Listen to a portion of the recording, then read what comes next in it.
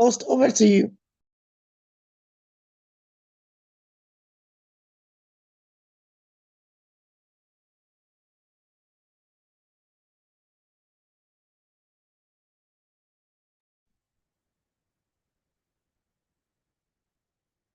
Good evening and welcome to another Yoruba Running series. I am Olapeju Ayola and I'll be your host for tonight. There are two events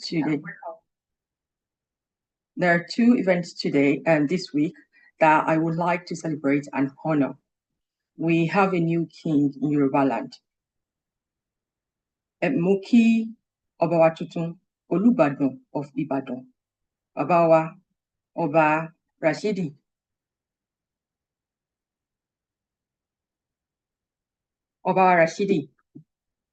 Adéwọ̀lú Ládọjà,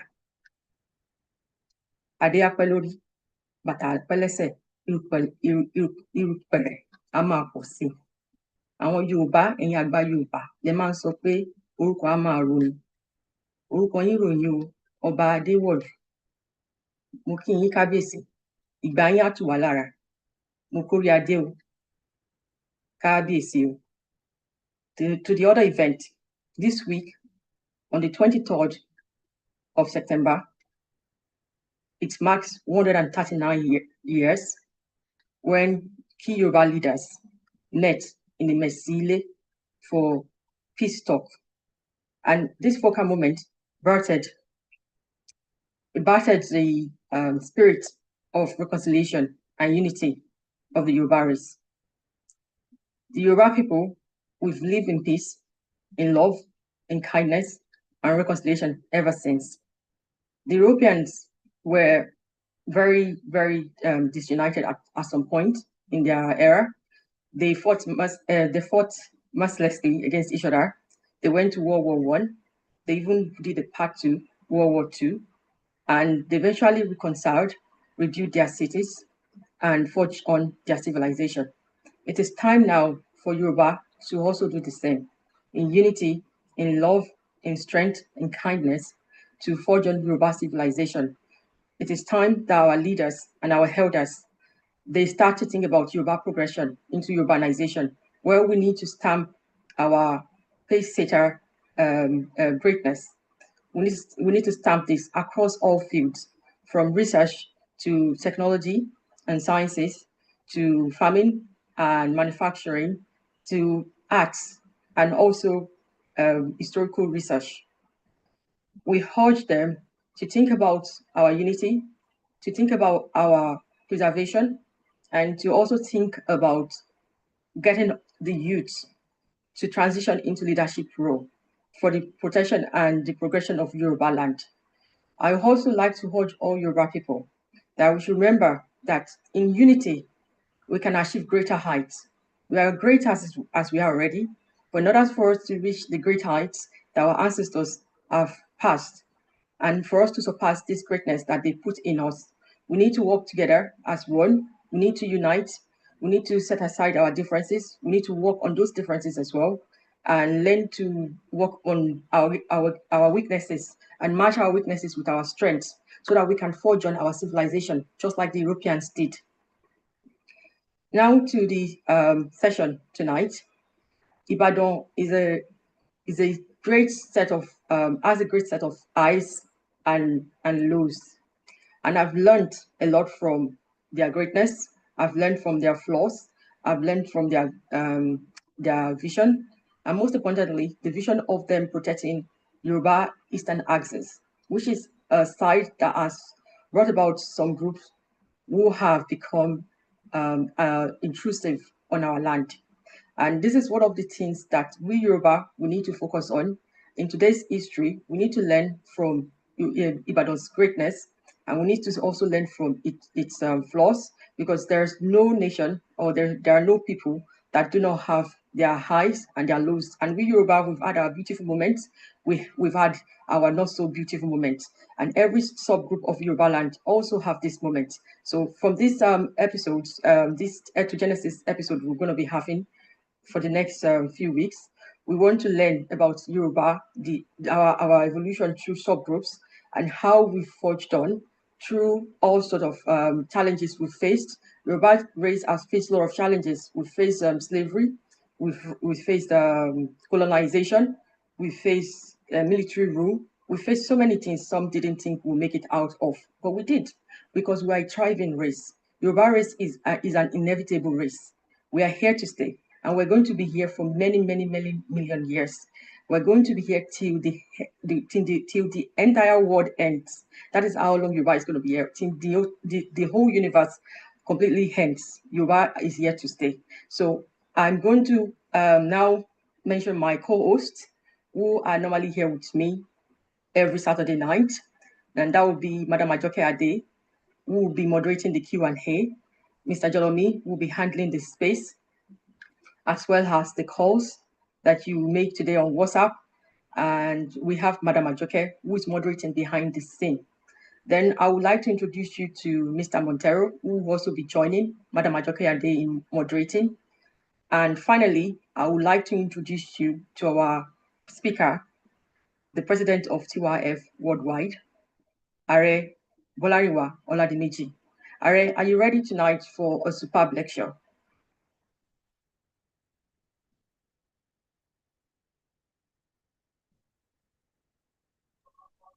Are you there? Are,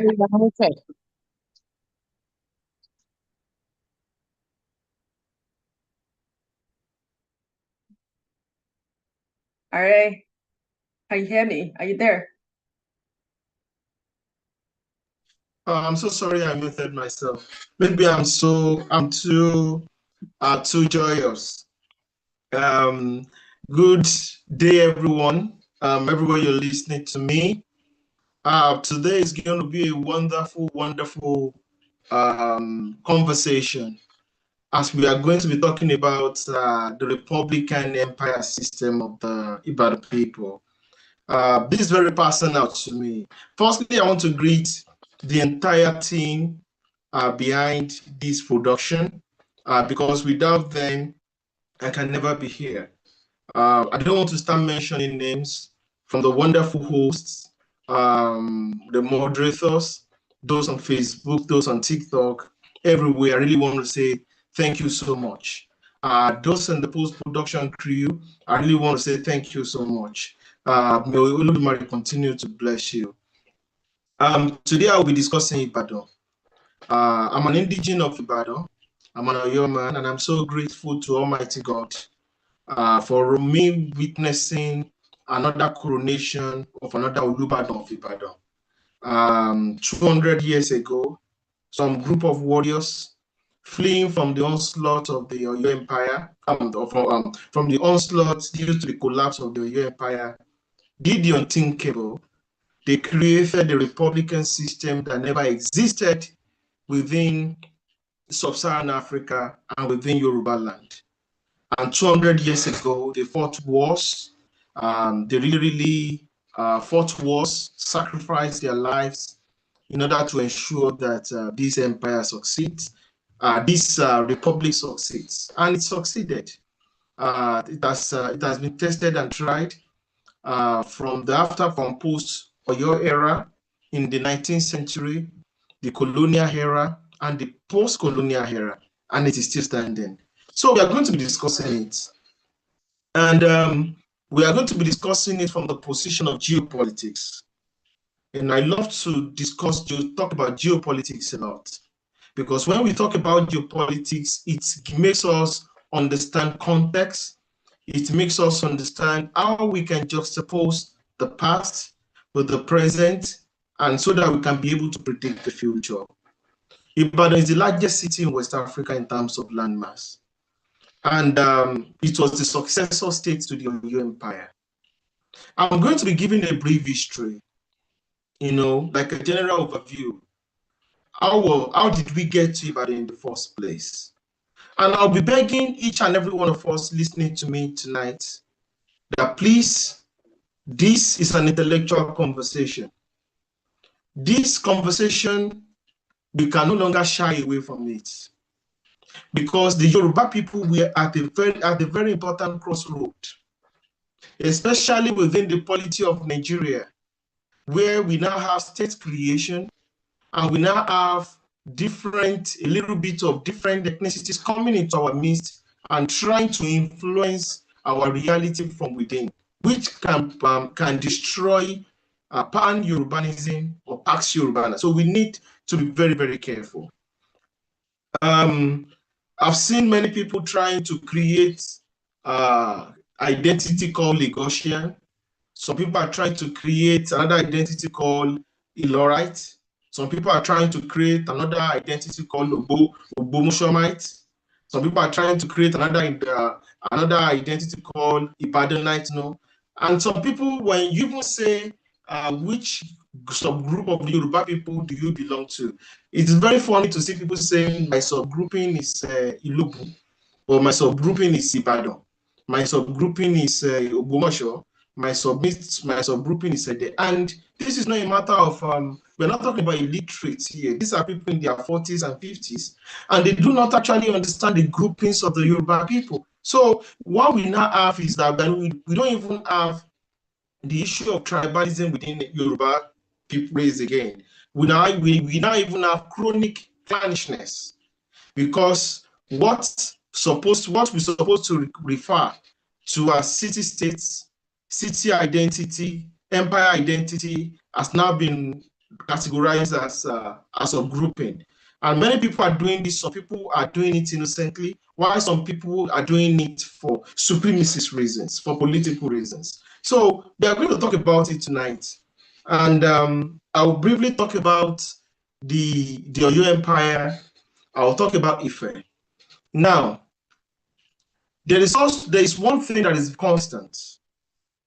The civilization that we use as Yoruba people, as Yoruba groups, comes from Ile-Ife. And that civilization, that is why Ile-Ife, I've always, there's a popular saying that says, the spiritual controls the physical. So Ile-Ife is the spiritual base of the Yoruba people. It is the place where our civilization emanates. And it has influenced the entire West Africa, even outside West Africa. So the civilization is from Ife. And due to the exploit of Oromio, and due to the different rivalries that are occurred when Oduduwa was trying to centralize and unify the kingship in Ife, a lot of Ife princes migrated en masse out of Ife to create different kingdoms and different cities. And it was because due to this migration that a lot of cities were created. For instance, we talk about creation of Ifon, creation of Ugbo. It was these migrations were due to the instabilities and all things that were happening in Ife. But there's a particular migration out of Ife that actually stands out. And anytime we talk about Yoruba civilization, Yoruba identity, empires are from the west to the east of the Niger, and it has to do with the exploit of Prince Oromio, the son of Oduduwa. Oromio created Oyo. Oromio created Benin. And anytime we talk about powerful civilizations in West Africa that came out of Ife, these two powerhouses dominated the entire West African space for the past 1,000 years. And we must discuss it. We must actually understand it. The stability of Oyo Empire actually created a form of, the Oyo Empire, the prosperity of the Oyo Empire created a form of stability for the entire Yoruba space. I have said it, and I've said it several times, and I will continue to say it. It was not all Yoruba groups, not all Yoruba groups that were under the Oyo Empire. Just the way it was not all German groups that were under the German Empire. It was not all Germans that were in the Austrian Empire. The Swiss Germans were not in the Austrian Empire. The Swiss Germans were not in the Prussian Empire. The Austrian Germans were not in the German Empire. The German Empire, the Germans in Prussia were not in the, they were not part and parcel of the Austrian Empire. So the Volga Germans who are in Russian Empire, they were not part and parcel of the Austrian Empire. So it is possible for a Yoruba race, for a Yoruba speaking group, we speak the same language, we have the same civilization, and we all can trace our ancestry to Ile-Ife, for us not to be under the same empire. But it is the strongest empire in geopolitics.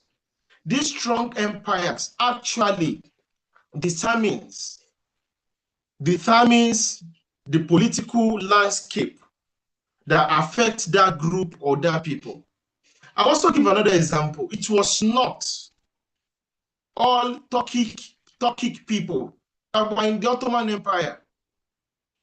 It was not all Turkic people that were in the Ottoman Empire. It was not all Arabs that were in the Andalus Empire, in the Iberian Peninsula, even though it was an Arab empire. It was not all Fulanis that were under the Sokoto Caliphate. Some Fulanis were in the Masina Empire. They were in the Tukolo Empire. So these are the realities that we need to understand when we talk about the Yoruba civilization. And we need to understand these fundamentals so that we are not going to make mistakes, and we are not going to entrench ourselves into needless debates. But there's one thing about empires. Empires might be gone, but oftentimes their effect is always felt for thousands and thousands of generations. The Roman Empire has been gone for close to 1,000 years, but the Roman Empire, the influence of the Roman Empire is still with us. The Persian Empire might have ceased to exist for thousands of years, but the effect of the Persian Empire is still with us. And the days of empire building, like the word quote-unquote empire, is so long gone. But we need to now understand, how do we survive in this post-empire time? Because this has been one of the biggest problems of the Yoruba people. And I see that even when some of us try to intellectualize many of this reality, a lot of people get unnecessarily overheated, a lot of people get unnecessarily emotional. So let's go deeper. Ibadan was a product of the collapse of the Oyo Empire. Now, the collapse of the Oyo Empire did two things to the Yoruba people.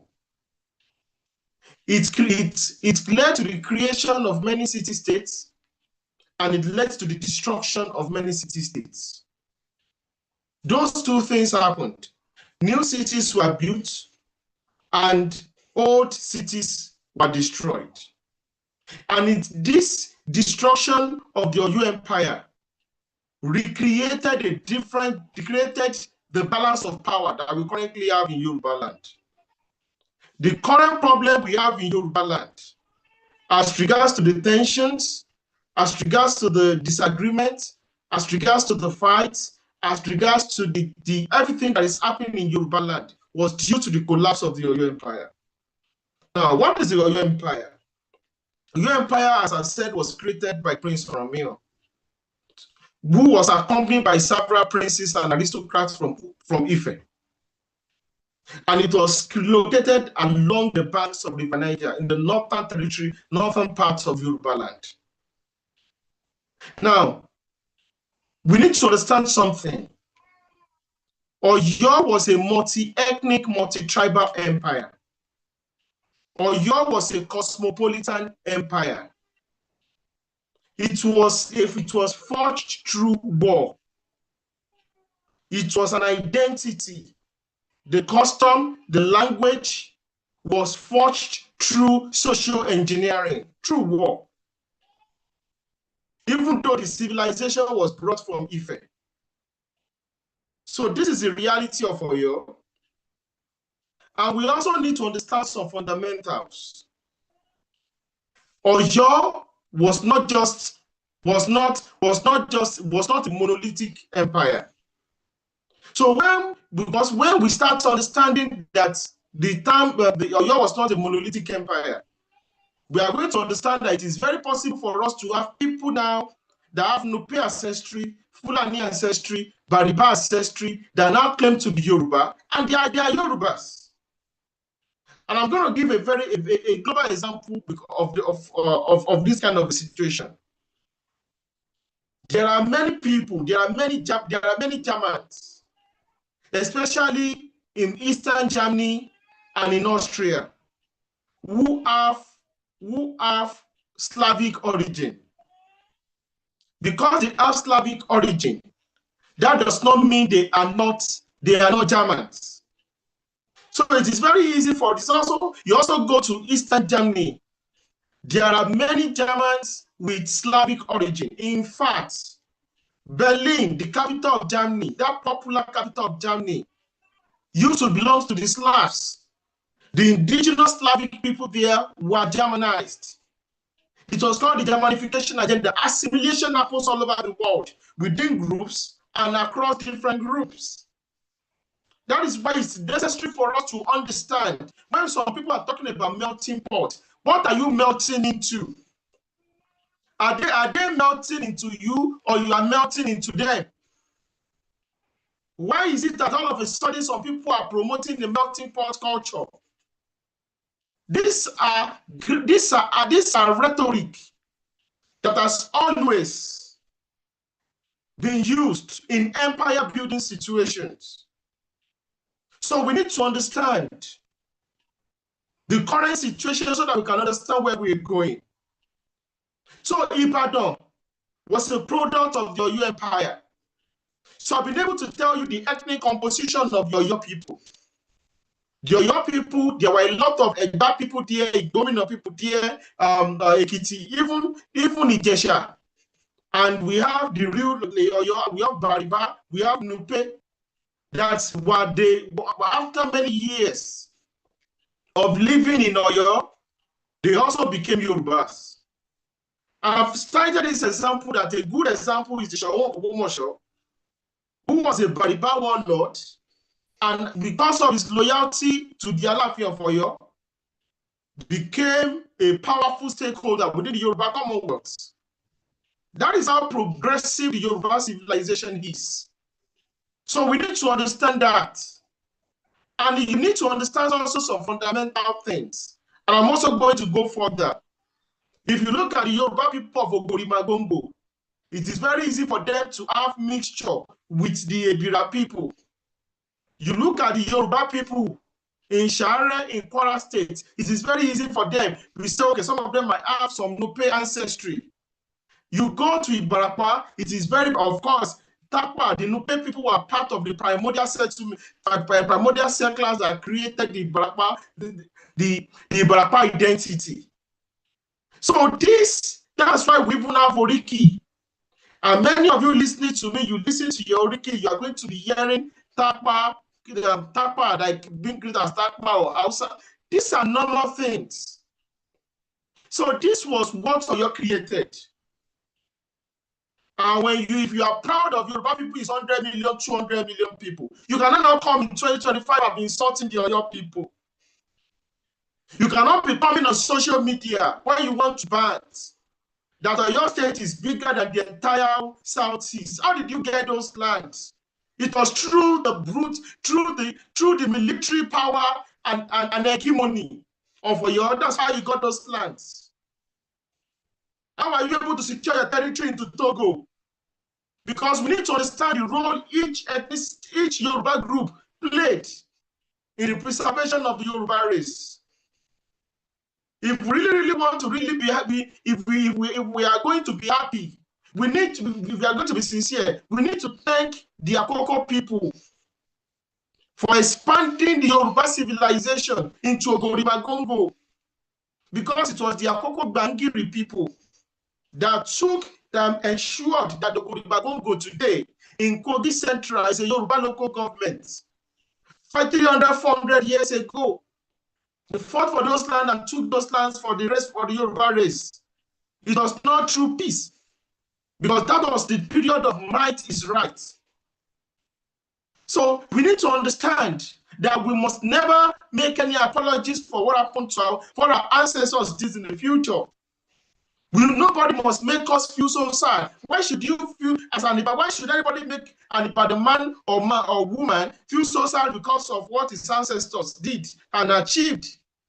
Why should anybody want the Ijebu man or Egba man to feel less of themselves because of useless intertribal tussle? Because that's why we might not be able to finish tonight what we started. But I'm going to really break it down, because I'm not going to hear talking to you, telling you about the history. I'm telling you this happened here, this, no. We are going to be talking about history and be juxtaposing it with what is happening. So I'm going to start. Ibadan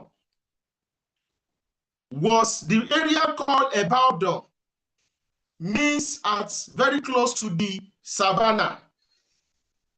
The Oyo Empire was mostly a savannah power. During the height of the Oyo Empire, majority of the Oyo-speaking people were mostly living in the savannah. And that was why they built one of the best cavalry. The two advantages of savannah is, one, they could move. Their horses could move, could run. Two, due to the absence of tsetse fly, so many of their horses could survive. So having cavalry in the savannah terrain was an added advantage for the Oyo people. So by the time the Oyo Empire collapsed, the advantage that the cavalry gave was no longer there.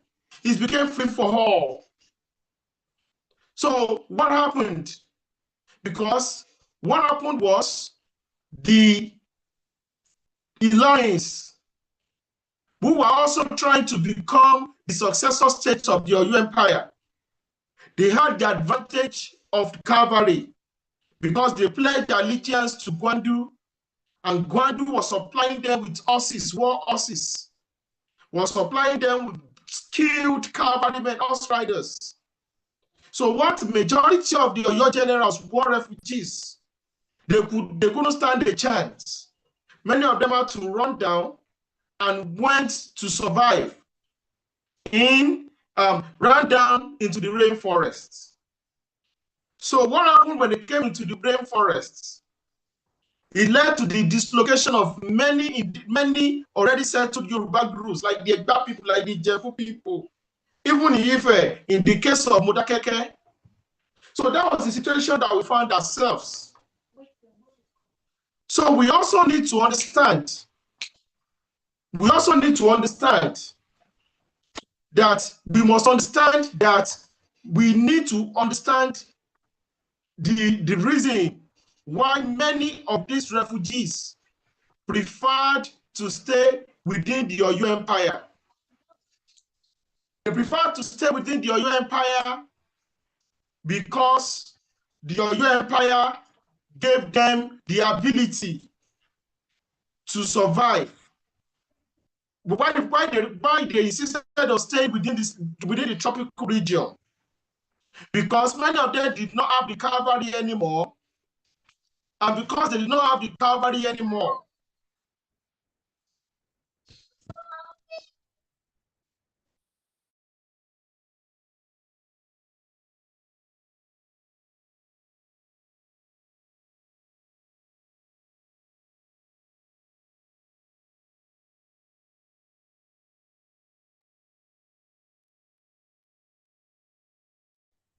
All right, is everything all right? okay, it was a glitch in connection, please. So because of this reason, because of this reason and the relocation of a lot of your refugees into the tropics, it led to the dislocation of a lot of other Yoruba groups. And this was the beginning of the problem in Yoruba land. The dislocation of a lot of Yoruba people.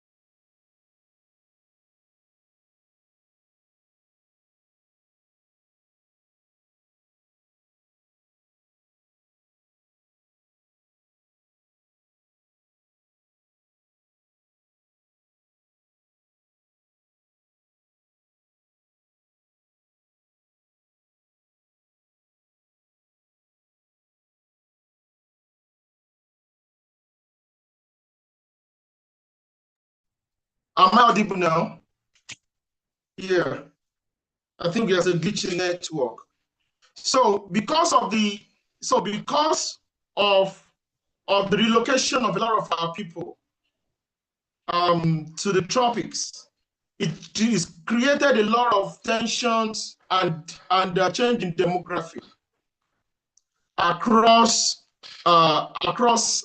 Yoruba land. For instance, Ijaye, Ibadan, Ogbomoso, Ikirun, Ede, the population of many of those places tripled, some doubled. So because of this change, tension started happening because a lot of people it now became a fight for land and resources. And I want to say, anytime we are studying the 19th century Yoruba land, we must always understand that that was an abnormal century. The 19th century Yoruba land was an abnormal century. The 19th century Yoruba land was a century where Yoruba people were at war with each other. We are not the only people that has always fought against each other. If you look across Europe, I told someone that you study the Napoleonic War, you study the different wars in Europe, the First World War, the Second World War. Many of these wars were European tribal wars, European civil wars. You look at the Second World War, over 100 million people were killed. So when we talk about I'm not trying to justify the chaos that happened that happened during that period, but I'm telling you that we must look at history from a different point of view, because the balance of power in Yoruba land was destroyed. Firstly, I've tried as much as possible to explain the reality of the successor states, the term called successor states. Anytime an empire breaks, the different components will always compete in order to know which region, which part is going to become a superpower. For instance, I'm going to give you some instance.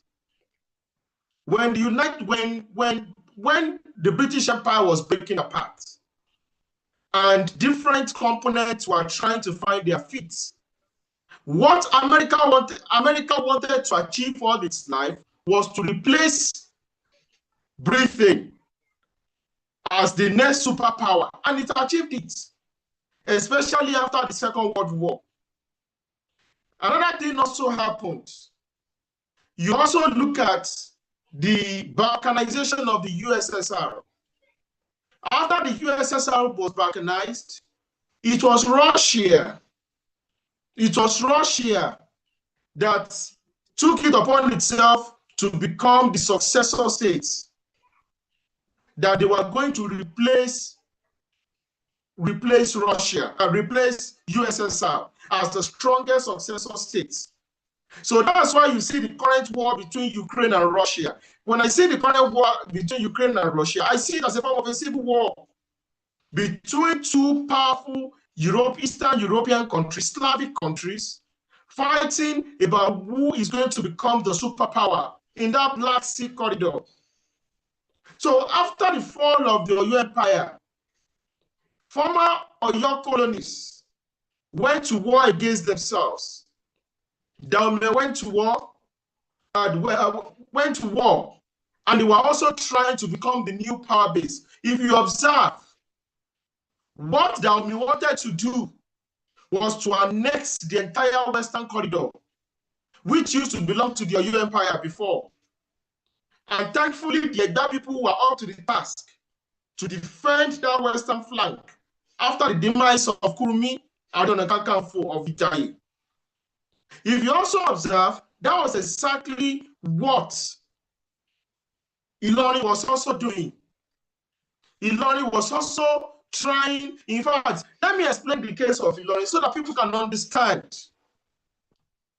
That is why, no matter the differences, we must not allow outsiders to determine our destiny.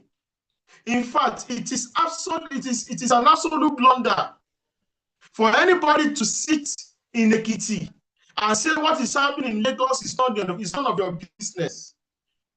It is an absolute blunder for you to sit in Ibadan and say you have no business with what is happening to the Yoruba people in Warri, the Shekiris.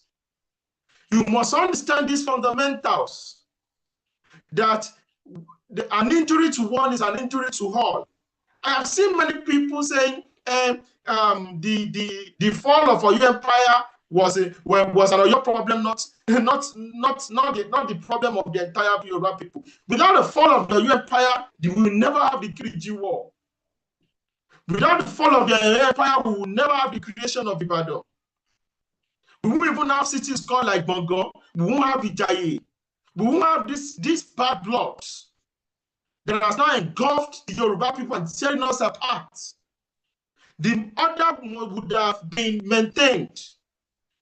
So what happens to the Edda people affects the rest of the Yoruba people. What happens to the Ijebu people affects the rest of the Yoruba people. This is what, when people talk about Ilorin, the Fulanis are the minority, but they understand statecraft. I cannot talk about the Republican Empire without talking about these fundamentals. I can't just start talking about Maye, Lagelu, Oluyedun, Lakanle, Oluyole. These fundamentals need to be spoken about, because a lot of our people do not understand history. Many Yoruba people are not Yoruba people, they are tribalists. There are three categories of Yorubas. We have the clannish Yorubas, we have the tribalist Yorubas, and we have Yoruba nationalists.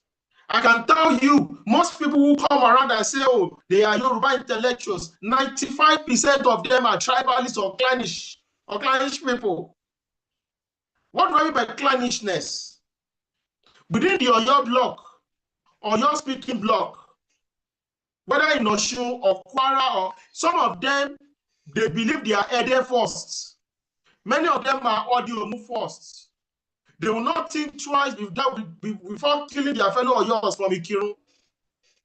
This is between the Oyo block. That is clannishness. Now let's talk about Yoruba tribalists. A Yoruba tribalist believes in Gerebe Lekowa. He doesn't give a damn. The Yoruba people of Osun can go to hell.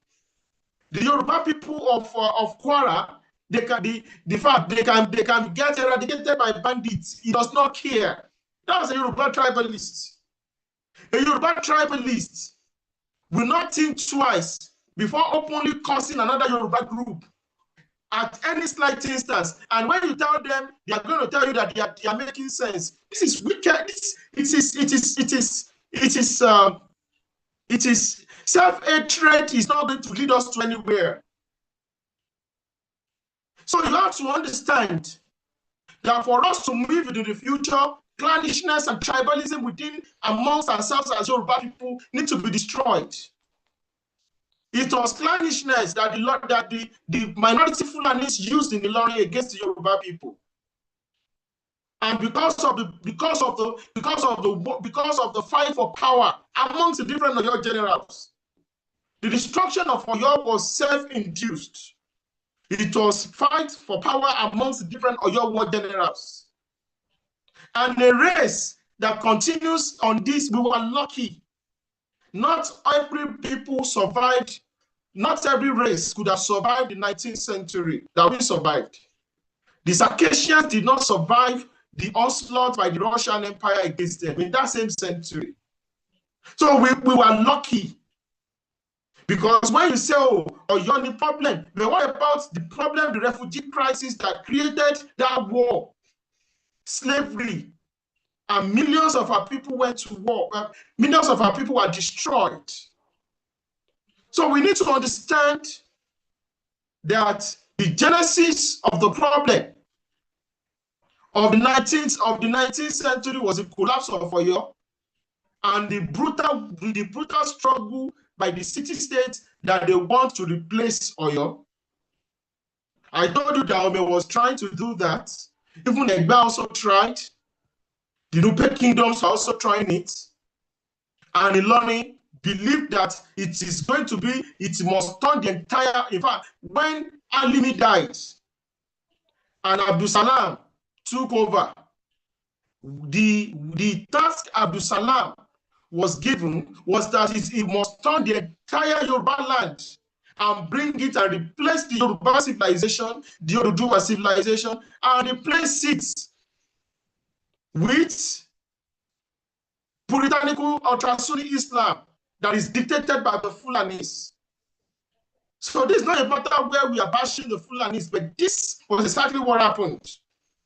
That's why when you see some of our people in 2025 still trying to put religion first, and some of us are raising alarm, it's because of what we saw. How many Baloguns, like Balogun Atikopi, Balogun Ananamu, these were Oyo blue bloods, Oyo war generals. How they started pledging allegiance, started bringing machineries from Gwandu to enslave and destroy their people. To them, it was just pure politics. Because this was a new era. And they were well compensated. Many of them became Baloguns. In Ilorin till today, their families. So you need to understand that we did not put the survival of our people first.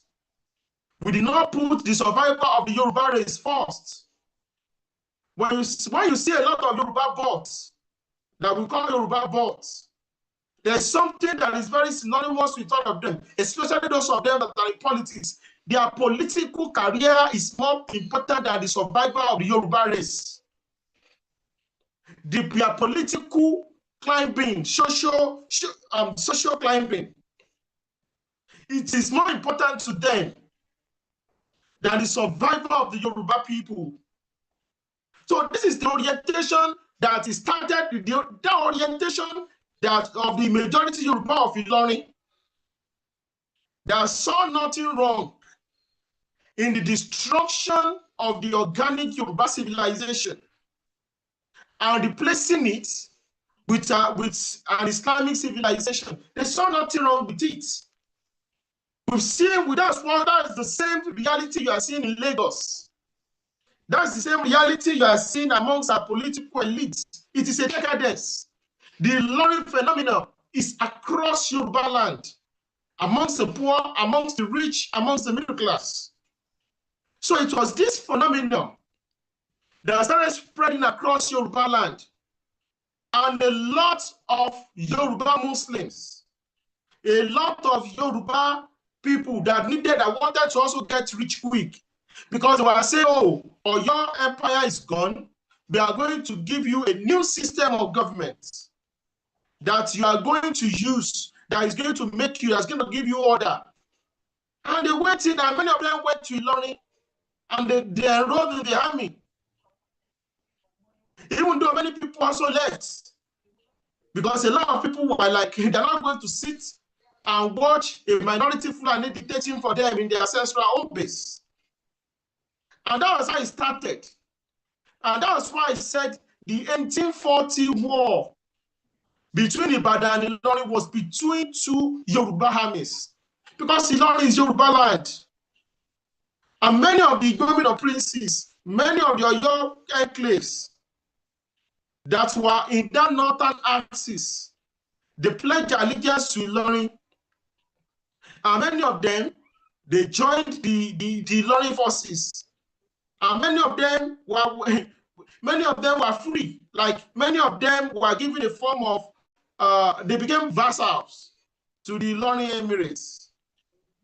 So we have to understand what we are actually facing.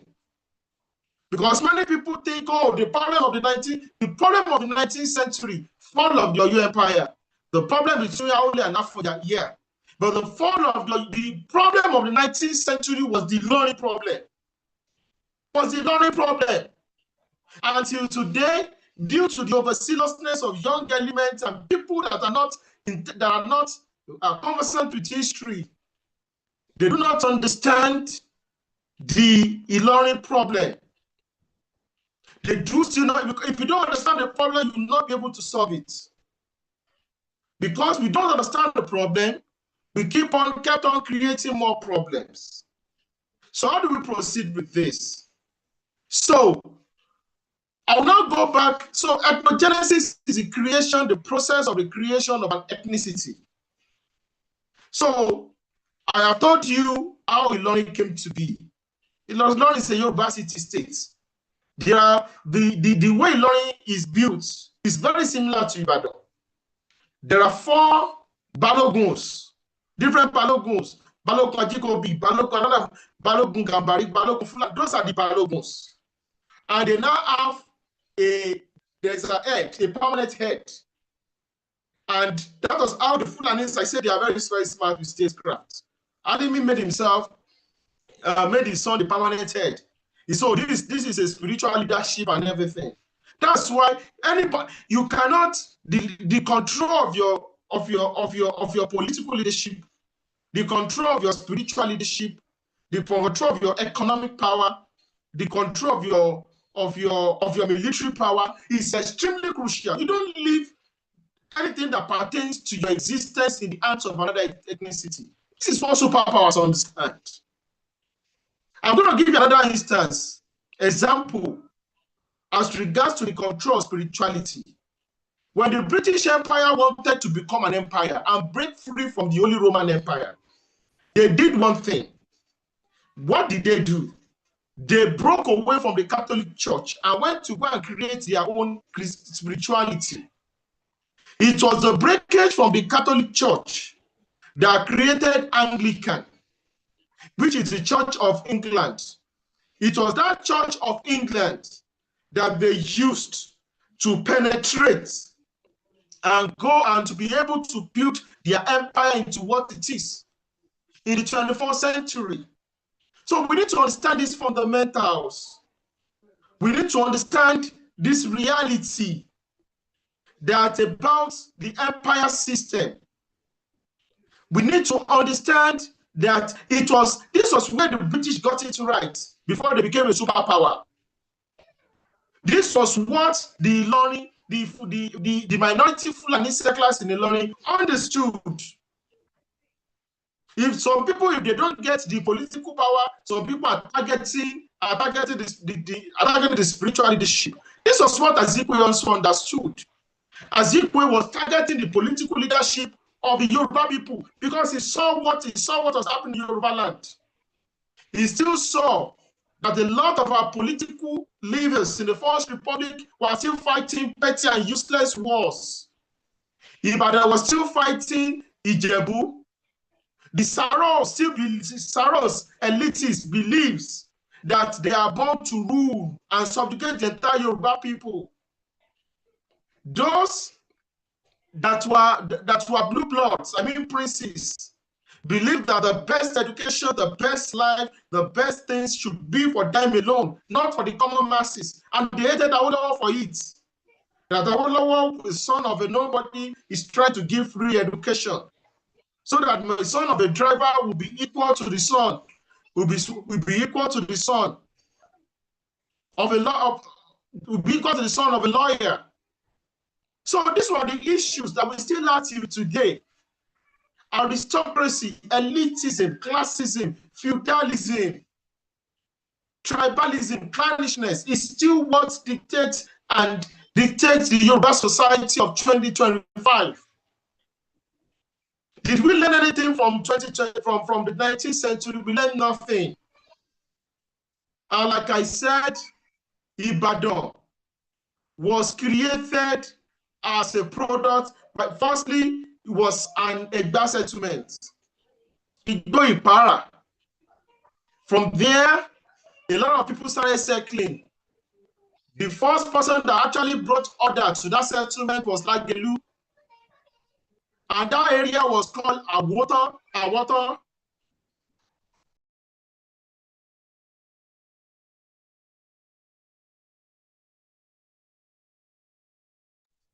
The first settlement was in Awotan. That place is called the Ibadan Koko,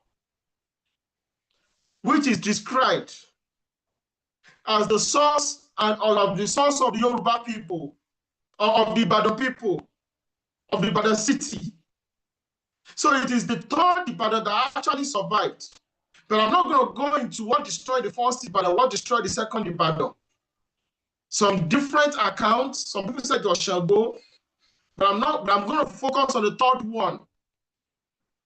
Now, Maye was an Ife prince, an Ife war tactician, war general, brilliant, who wanted to ensure, because last week I spoke about, last week or 2 weeks, I spoke about how the Oduduwa civilization came to be.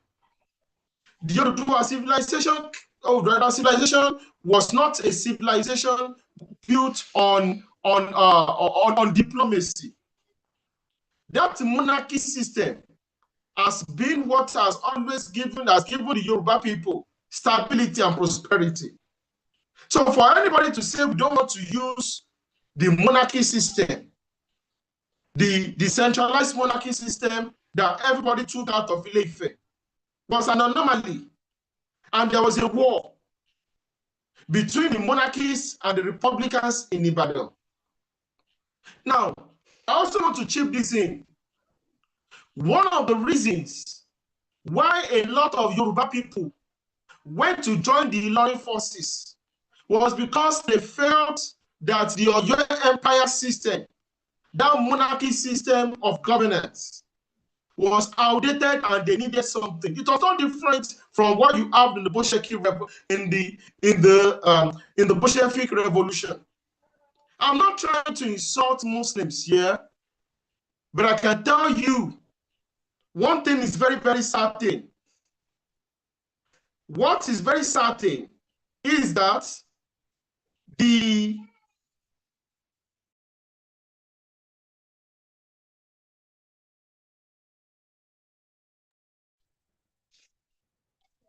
what is very certain is that the system of government, like I'm trying to choose my words carefully because I'm live. What I've always observed is that Islamists are always one calling for a change of government. Modern places, in many places of the world, and communists are also always calling for a change of government. That is why people who call for revolution are extremely dangerous people. When people call for revolution, ask them what sort of revolution are they asking for? What sort of revolution are they demanding? What sort of revolution do they want to bring? We need to understand these fundamentals. So because of what's happened in Ilorin, because many people stayed back in Ilorin, and they preferred the new system in Ilorin, because the new system in Ilorin gave them freedom. It gave them the opportunity to be able to move everywhere. So they did not need, it was not a centralized system. The Ilorin system is a decentralized system, where the Baloguns were even more powerful than the Emir. It was under the current Nigerian system where the powers of the Yoruba Baloguns of Ilorin has been decimated for political expediencies. So the Baloguns, the war generals of Oyo saw it. And then were like, we cannot continue to run a centralized system. They wanted freedom. So when they got to Ibadan and they saw what Maya was also doing, creating the centralized system, because there was a revolution everywhere then. Because one of the issues of jihadism, one of the things Usman Danfodio was able to use to conquer as many city-states as possible was to criticize the leaders as being unjust, as being unfair, and calling people to revolt against the existing system. Does it make sense with the Obidia movement? Does it look similar to the obedient movement?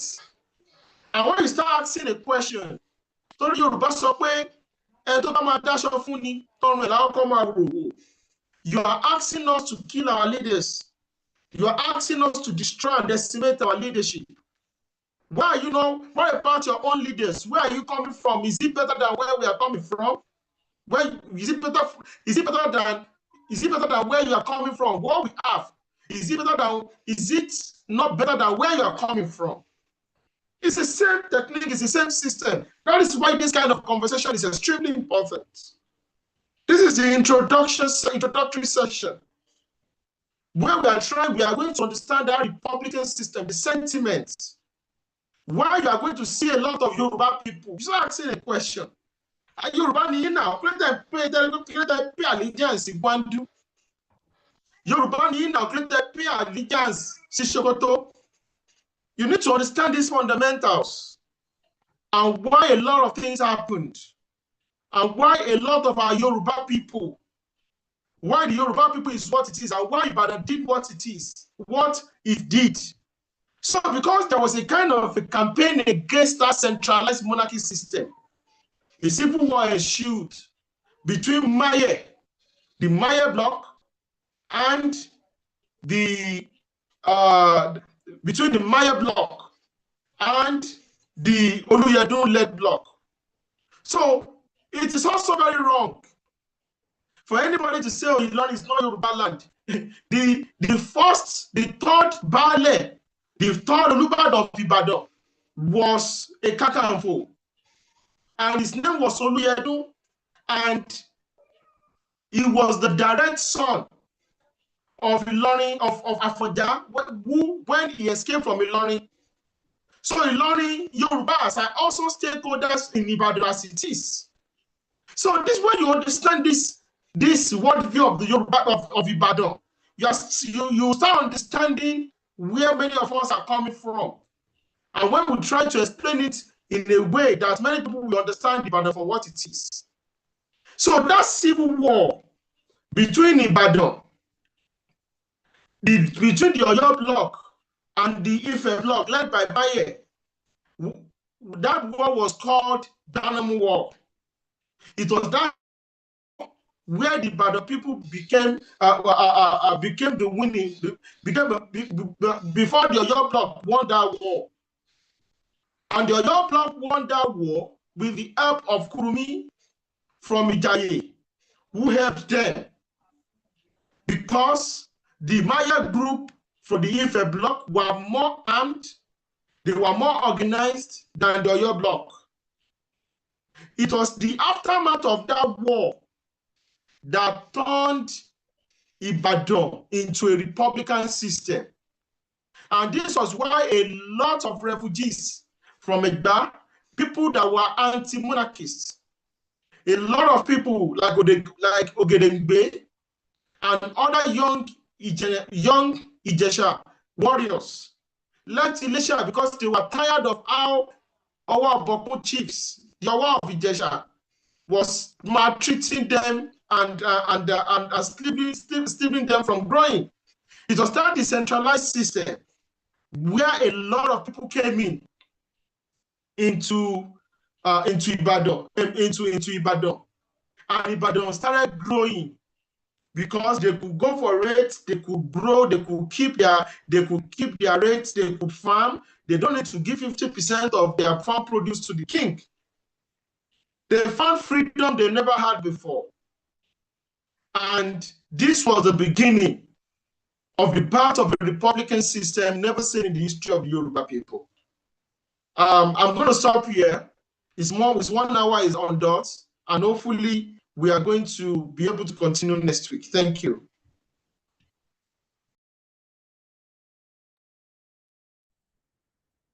Thank you so much, Are, for your great lecture tonight.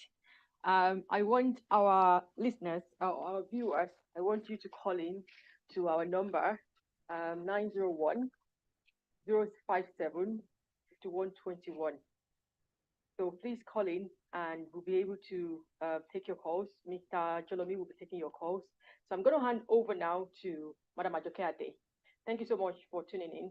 and continue to listen. So please call in and also request for the mic on Twitter Space.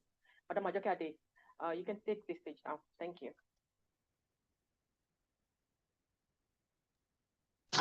Thank you so much, Are.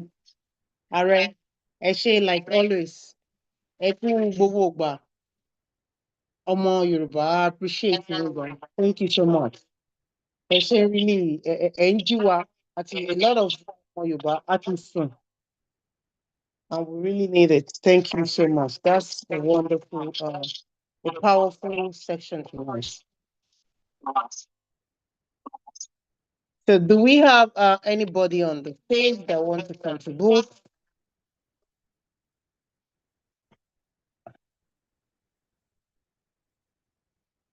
Mr. Omega. Baba Omega. Yes, ma'am. Eka Leo. Eka Ojo Meta Sir. All right, so I take 3 minutes. Okay, I'm content.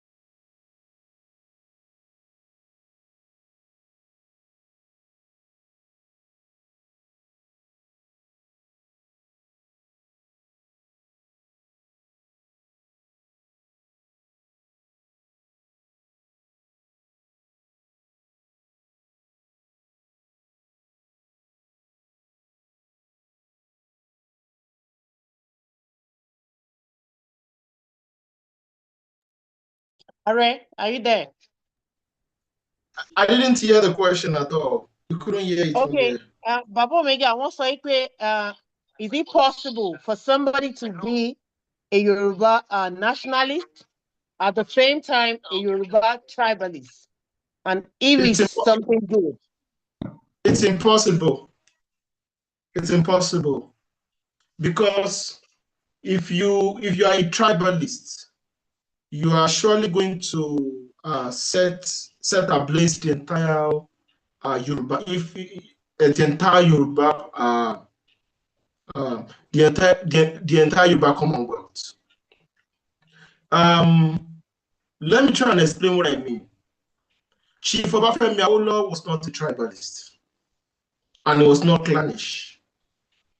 He faced the 90% of the problem Awolowo faced was from Yoruba people that were tribalists and clannish. In fact, those who organized how Awolowo was sent to prison were Yoruba tribalists and clannish and people that believe in clannishness. All this issue, I can. It is very. In fact, as a Yoruba nationalist, I can tolerate other ethnicities. It is very easy. This is the issue the Igbos want. This is what the Fulanis want. But the Yoruba tribalist is going to destroy you because he looks at things from the position of tribalism. The issue of the common good, he does not believe in collectivism. And we have that problem. We have that problem in Yoruba land as it is. I know there are issues amongst ourselves, but the way a tribalist or a clannish Yoruba man is going to handle it is going to be different. A Yoruba nationalist will always seek to look for, okay, let us sort out this issue and let us sit down and talk about it. A Yoruba tribalist will not think twice before saying all sort of terrible things or even be looking for how to create war amongst different Yoruba groups. They are always very unnecessarily bitter, angered. So if you, that's why I said, and also you cannot be a Yoruba tribalist and be a Yoruba leader. It's impossible. To be able to get Ibadan first. Ibadan nationalism, Awori nationalism ló fẹ́ máa ṣe. Jókòó síbẹ̀, má dé di Yoruba nationalism. Tó bá yẹ pé Èkìtì tribalism ló fẹ́ máa ṣe, Ìlọrin tribalism ló fẹ́ máa ṣe. Tó jẹ́ pé tí ọmọ Ìṣẹ̀kírì bá wá láti gba position, ẹ máa sabotage torí pé ó fẹ́ gbọ́mọ ìlú ẹ̀ síbẹ̀. They are not qualified for Yoruba nationalism. Just stay in your clannishness. But the danger we have now is that we now have Yoruba, we have tribalists who cannot even separate tribalism from nationalism anymore. Tribalism ló kó bá àwọn Ìṣẹ̀kírì àti Okun débi tán dé yìí. It's the bitter truth. Tribalism ni. There are 7, in fact, Okun land has close to 7, in Kogi were 7 local governments. Because they were practicing tribalism, they could not unite the Yoruba people in Kogi Central into a united bloc.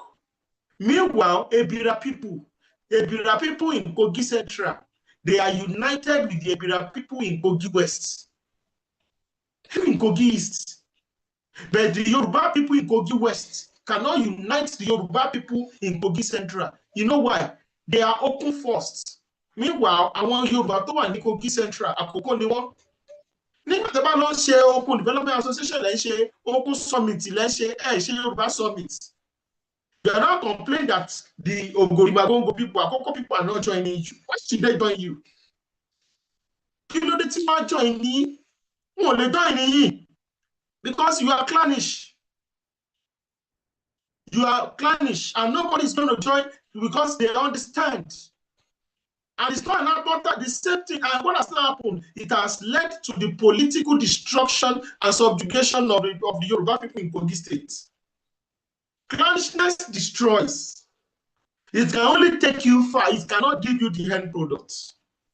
If you want to survive in Nigeria and in West Africa, the Yoruba people need to be in a block. I never understood these fundamentals.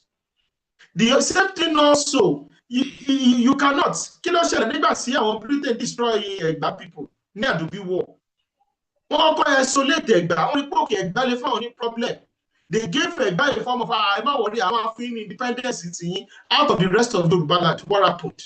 When they destroyed they subjugated the entire Yoruba people. They look for any flimsy excuse to annex Ẹ̀gbá into Nigeria in 1918. So you have to, I got to understand. You cannot be a Yoruba tribalist. Once you are a Yoruba tribalist, you are going. Last year, 2 years ago, I saw many people, Yoruba nation now. I want to be Yoruba nation, sorry. I only want to be Yoruba nation, sorry. But step by the people saying that social media. Òní báyìí wọ́n á pú Aláàfin of Ọ̀yọ́, ọ̀la wọ́n á pú Ọọ̀ni of Ifẹ̀, ẹnu wọn lẹ́sìn máa gbọ́pọ̀ nìkan abọ́ rẹ̀, ẹnìkan lẹ́sìn máa gbọ́pọ̀ nìkan ọmọ Ògùn, àwọn ọ̀rọ̀ dáradára, ọ̀rọ̀ rírùn, ọ̀rọ̀ gọ́tà. And the funniest thing ni pé àwọn people are to change ní the second day. Wọ́n lè máa sọ, ṣé Yorùbá nation la fẹ́ ni àbí regionalism? Torí ẹ̀ máa ma wò pé ṣé àwọn tó lọ ń lísìn sáwọn people ìṣòrí tí wọ́n gan pé ṣá? Because láti ẹ̀ ní àwọn tí wọ́n ń ṣe rẹ́dọ̀rọ̀dà yìí wọ́n lárùn ọpọlọ. Tó lọ́ lárùn ọpọlọ. True. You cannot be calling for Yoruba nation. Ẹ máa ṣe ìṣẹ̀lẹ̀ ìpèrè secession. Ẹ̀yin lọ́wọ́ wà níbi tí ẹ̀yin ṣépè fún Ọ̀yọ́ lónìí. Ẹ máa ṣépè fún Ifẹ̀ lọ́la. Tó máa ti sọ history Ọ̀yọ́, ẹ̀yin lẹ́nu wọn bàjẹ́.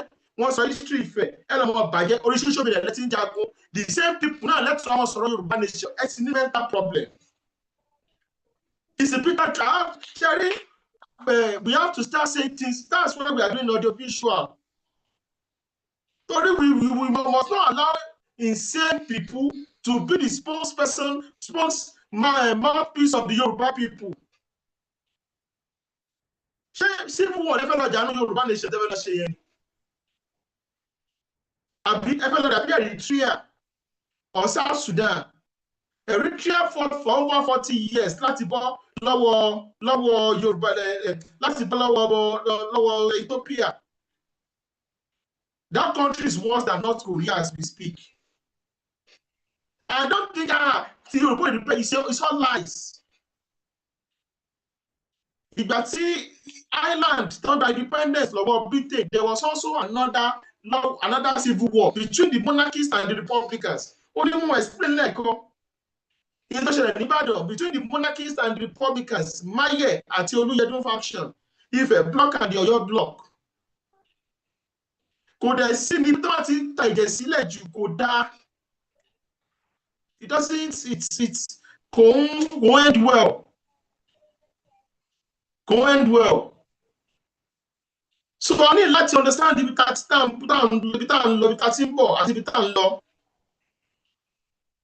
we need to understand it. So the Yoruba tribalist, the nationalism, the business in there. So the John kan ni wọ́n kàn sọ ọ̀rọ̀ kan tó máa bú báwọn kan ti òní sí yìí bí kánísìn gbogbo báwọn kan ọmọ Ìbàdàn kan ṣe sọ̀sọ̀kúsọ tọ́lọ́ ń sọ̀pọ̀tì Gbádébọ̀ tí wọ́n náà sọ pé Ìbàdàn límí kí wọ́n lọ máa sọ̀pọ̀tì wọn. No, you don't need to. And I saw a lot of people that were saying, I'm not a Yoruba tribalist. And I'm not clannish. Because I can see I can see beyond the ordinary. Our thoughts are they are ordinary people, but we must not allow ordinary people to be the spokesperson of this great race. Tori, your passion is not enough for Yoruba nationalism.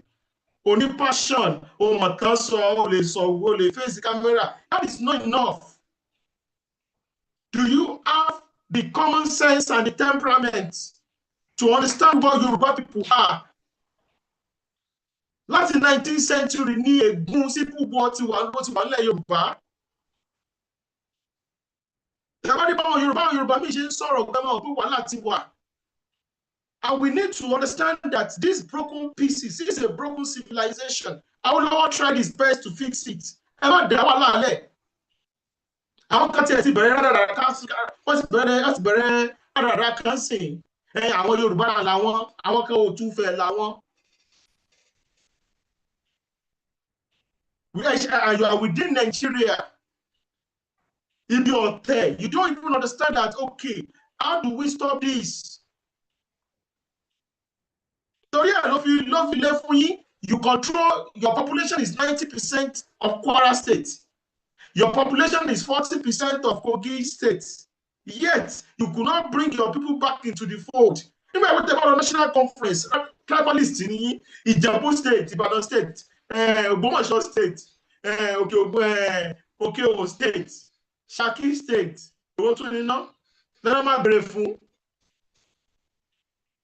Ikale State, Benue State, Oritameri State.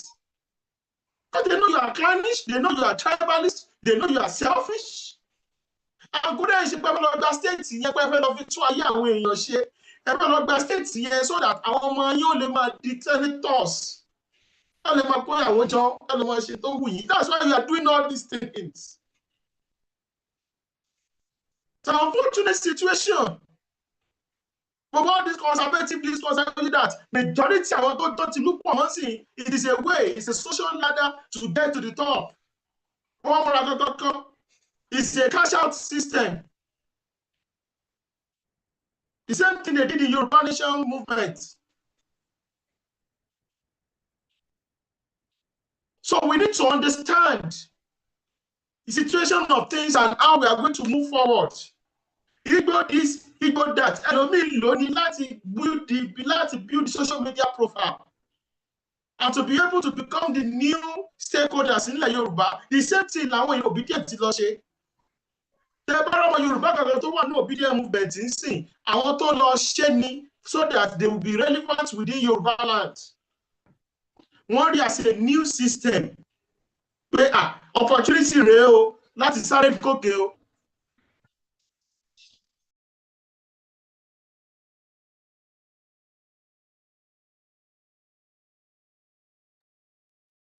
We lost Are. Are you still there? Are Shawambek? I think he has a connection issue. Yeah. So when you have this kind of a problem, tribalism within a race, Oloman see a race out. Tribalism ni àwọn kan fẹ́ máa gbìn. Ṣé rí ọ̀rọ̀ tí mò ń sọ lálẹ́ ọ̀rọ̀ tó ń I said this particular issue of ethnogenesis, we'll discuss it extensively. Because a lot of Yoruba people understand the PIA. I'm sorry, they are still saying, kò tẹ̀sí tó jẹ́ Yorùbá gan, kí fẹ́ mọ ṣe tiẹ̀, kí ọ̀yọ́ mọ sí ní 21st century lẹ́tí fẹ́ mọ ṣe rádaràdá yẹn. When China is looking for how to bring Taiwan into the fold, when other people, Germany, Otto von Bismarck, all uniting the entire German-speaking people. When Western Europe is coming as one civilization, and if I'm push by the nationalism, if I'm push Kale nationalism, Tabaso nípa Yorùbá, egun yóò nílé, ìjọba máa ti sọ̀rọ̀ Ìbàdàn bẹ́ẹ̀ lẹ́gbọ́n tàtẹ́sẹ̀ wọ́n tó tọ́ síta. Ìjọba máa ti sọ̀rọ̀ wọ̀, tó sọ̀rọ̀ àkókò, that's when you are interested in this. And I'm saying it on here. Majority àwọn tó pera wọn ní Yorùbá nationalists are tribalists. Wọn ò dáadé gbọ́dọ̀ allow one to speak for us. Ó léwu fún wa.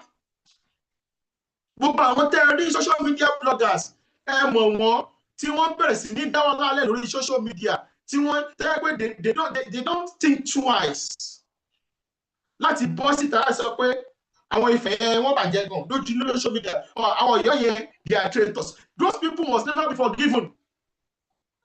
Torí tí Awólọ́wọ̀ bá ṣe irú ẹ̀ ní kò lè sí Western region everybody Awólọ́wọ̀ ti sọ̀sọ̀ tó adùn tí Awólọ́wọ̀ Ìbàdàn bí some Adélabú and co they gave Ìbàdàn a lot of problem. They gave Awólọ́wọ̀ a lot of problem. Ṣé ń Awólọ́wọ̀ kọ́ sí Ìbàdàn kan ní gbogbo Ìbàdàn ń dẹ̀bi sí ni? Òun ṣé òun kọ́ ló gbé economy Ọ̀yọ́ state ró ni? Because the man was selfless. Rẹ́mọ tó ti wá gan kí ló ṣe síbẹ̀? Bẹ̀tẹ̀ yín tẹ́ jẹ́ tribalist àárín wa. Ẹ̀yin lè ń dá ogun sílẹ̀. Ó yìí sì fún yín láti parọ́ mọ́ fellow Yorùbá yín láti bà tiẹ̀ jẹ́. Torí ìkànnì yín, you have no connection to him. Ẹ bí lè pé ẹni yẹn Ọ̀yọ́ ló ti wá. Ẹ̀yin dẹ̀ ní Ìlàjẹ ti wá, so you are not connected to him. Ẹ kàn fi ẹnu jẹ́ Yorùbá ni. Ẹ fi jẹ́ Yorùbá ni.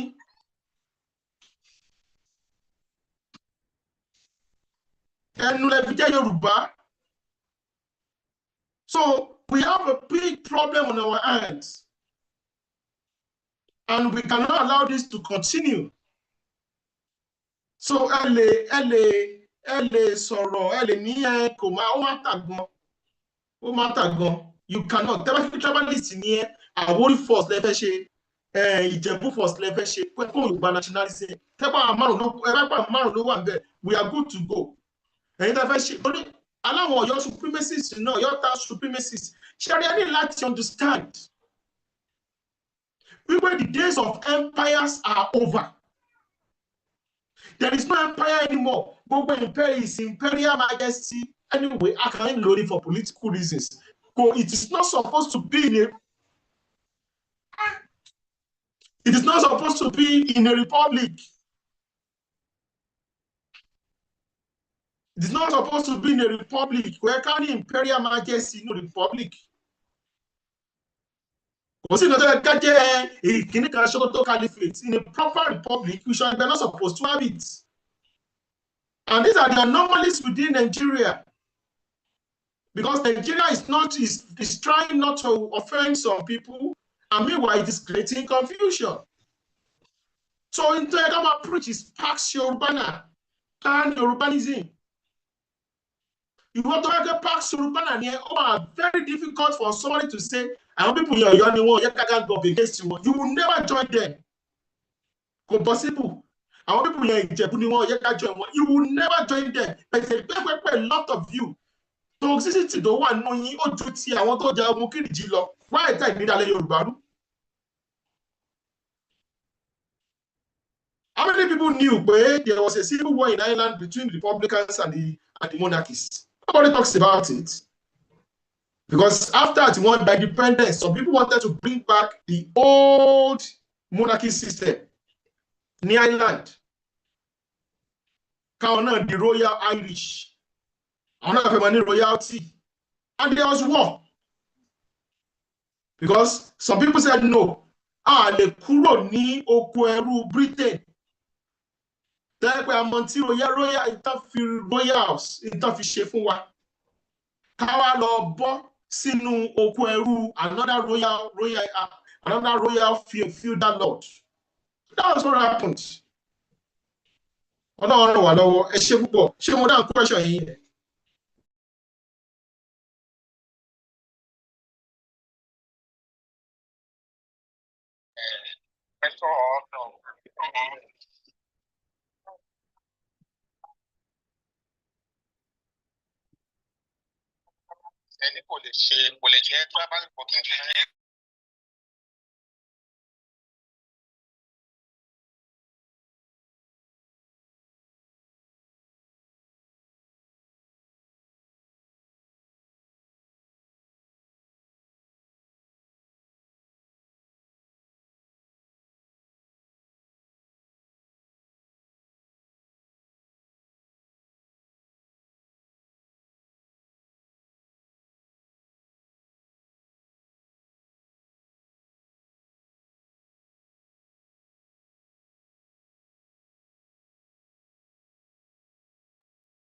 Can we take the next question, please?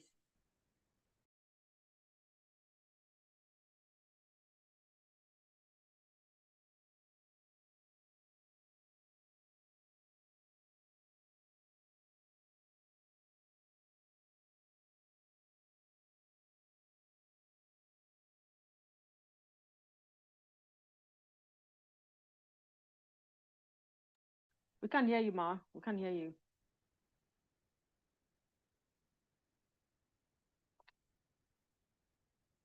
You're muted.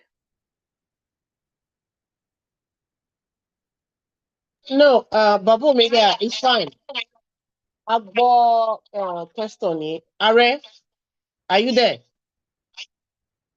Are I'm allowed to take question here.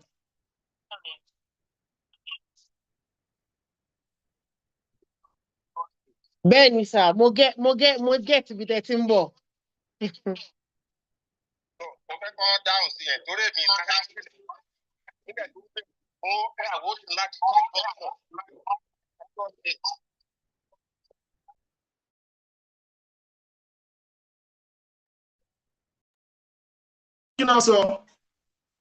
Okay, I can repeat the question, Baba Omega.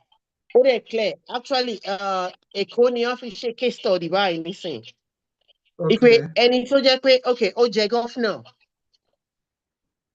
Then tó yẹ kó lo àwọn ọmọ ká sọ pé àwọn ọmọ tó wà ní Èkó nsìn àwọn ọmọ Èkó fúnra wọn they are 85% l'Èkó, but it happened wípé the governor is not from Lagos State and àwọn tí ó wà competent náà wà lára àwọn ọmọ Èkó ńbẹ̀, but he refused to pick them to the position where they are competent in.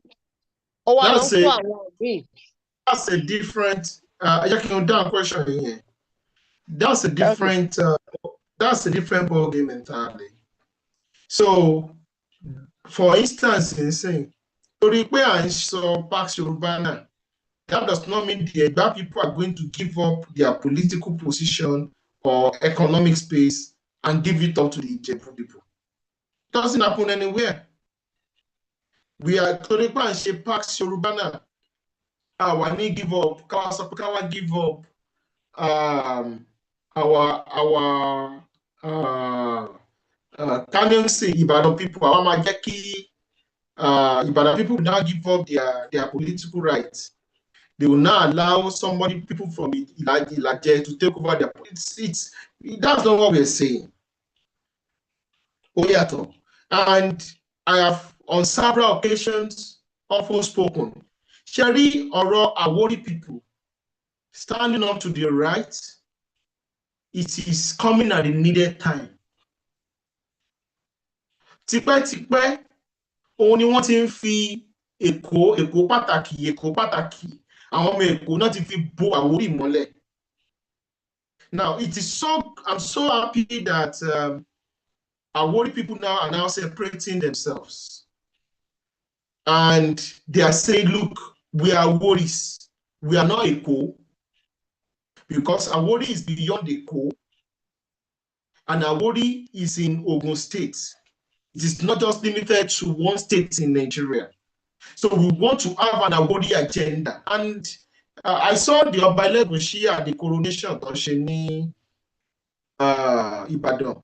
I've been seeing the Awori Obas integrating with the other Yoruba Obas. This is something we've not seen for the past 30, 40 years.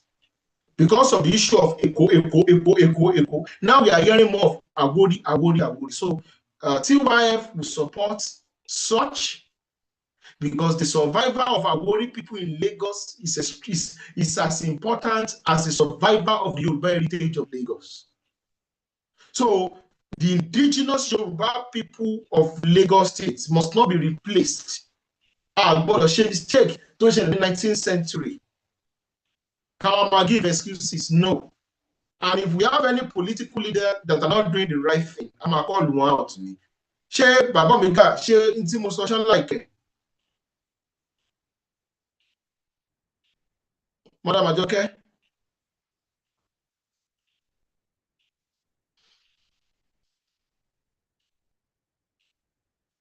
Moderator, ṣé wà ń bẹ̀ yẹn?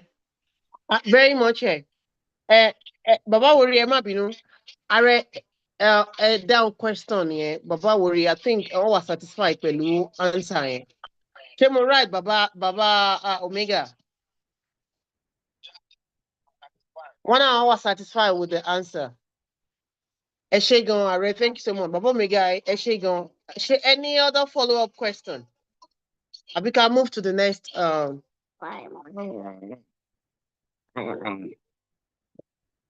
Okay. Ajagunmale, ṣé wà ń bẹ̀?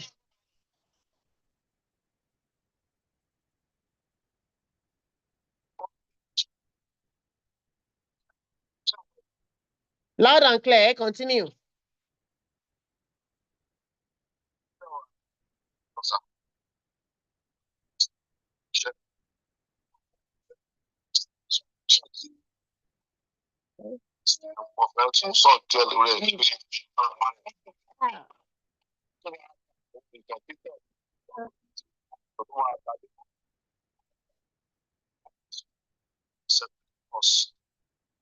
Yeah, we have some issues in the past when we fought from civil war. But we have come back.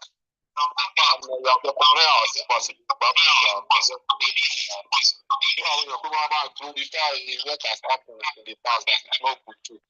All people, they are Yoruba tribalists. We are not, we are only standing here to not be counted as a tribalists, and it doesn't, it's not going to help everybody. And then the problem that we also have, what other people don't want, other units in the country, what they don't want is that they don't want anything that will make Yoruba people to come together as one. So they are not serving the cause of Yoruba. They are serving the interest of other people. So defending the interest of Yoruba people, which you are from Iti, you are taking Ibadan, you are from Lagos, you are from respectfully, you are all of them. At the same cause. Regardless of our religion, whatever we believe, what matters is the Yoruba.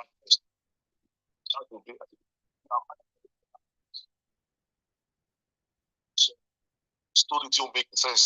Don't make sense. Àwọn ọmọ máa sọ pé ìgbẹ̀bọ̀ òṣèlú Yorùbá ara fi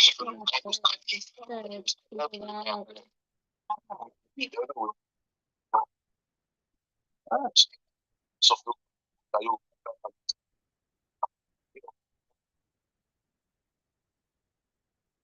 Eshegon, thank you so much. Nǹkan tí bẹ́ẹ̀ ṣe sọ yẹn, bó ṣe rí nìyẹn, and what we should continue doing is to make them be the minority among us. Yoruba cause, no matter this tribalist between us, we should not let it survive. We have to push them to the minority. Thank you so much. Right, Mr.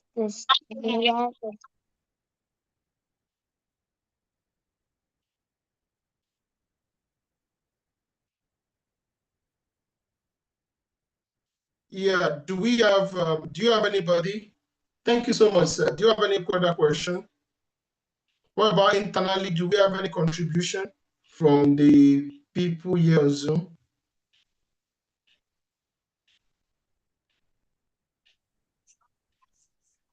I don't put them up.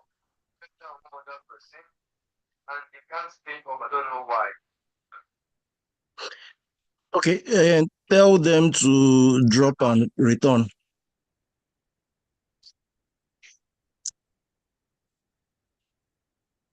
And they can as well drop their question on the.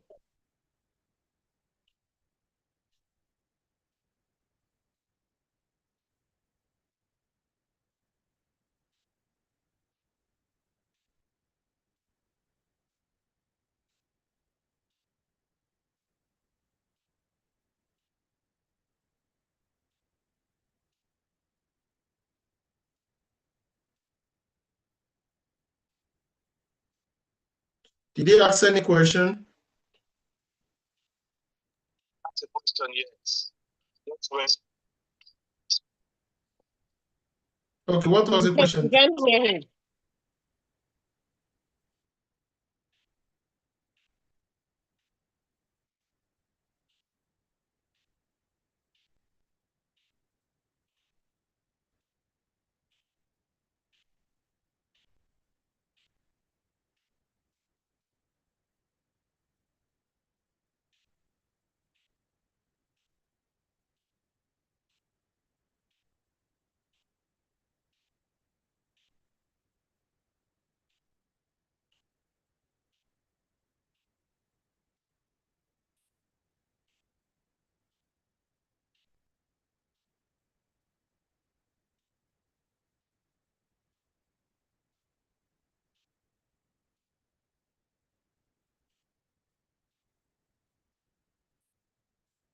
Can people hear the question? I couldn't hear the contribution.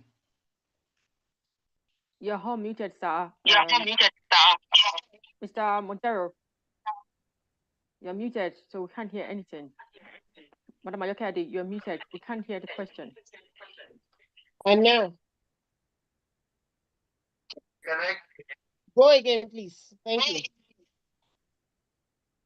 Right. Said, it's often described Yoruba as a loose monarchy. But when we examine the Republican tradition where councils, chief, and even the common people checked royal power. The Yoruba were monarchists in the strict sense.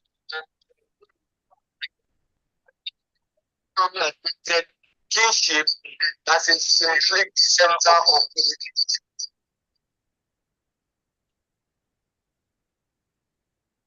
Alright, did you get the question? Please, can you rephrase the question for me, Madam Ajoke?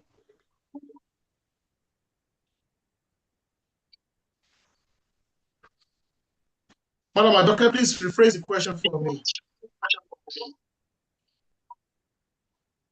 Mr. Montero. I'm also having an issue here. Can you hear me? Yeah, please, can you rephrase the question for us, please? Yes, he's saying that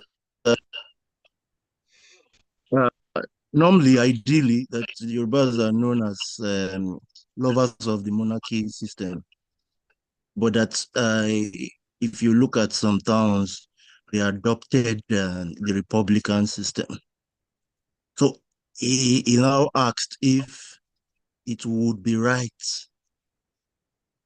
to say Yorubas believe in monarchy, or it was a convenient system for them at that time. Yeah, I think, yes, that should be about it. That's a very brilliant question. And I really love that question. But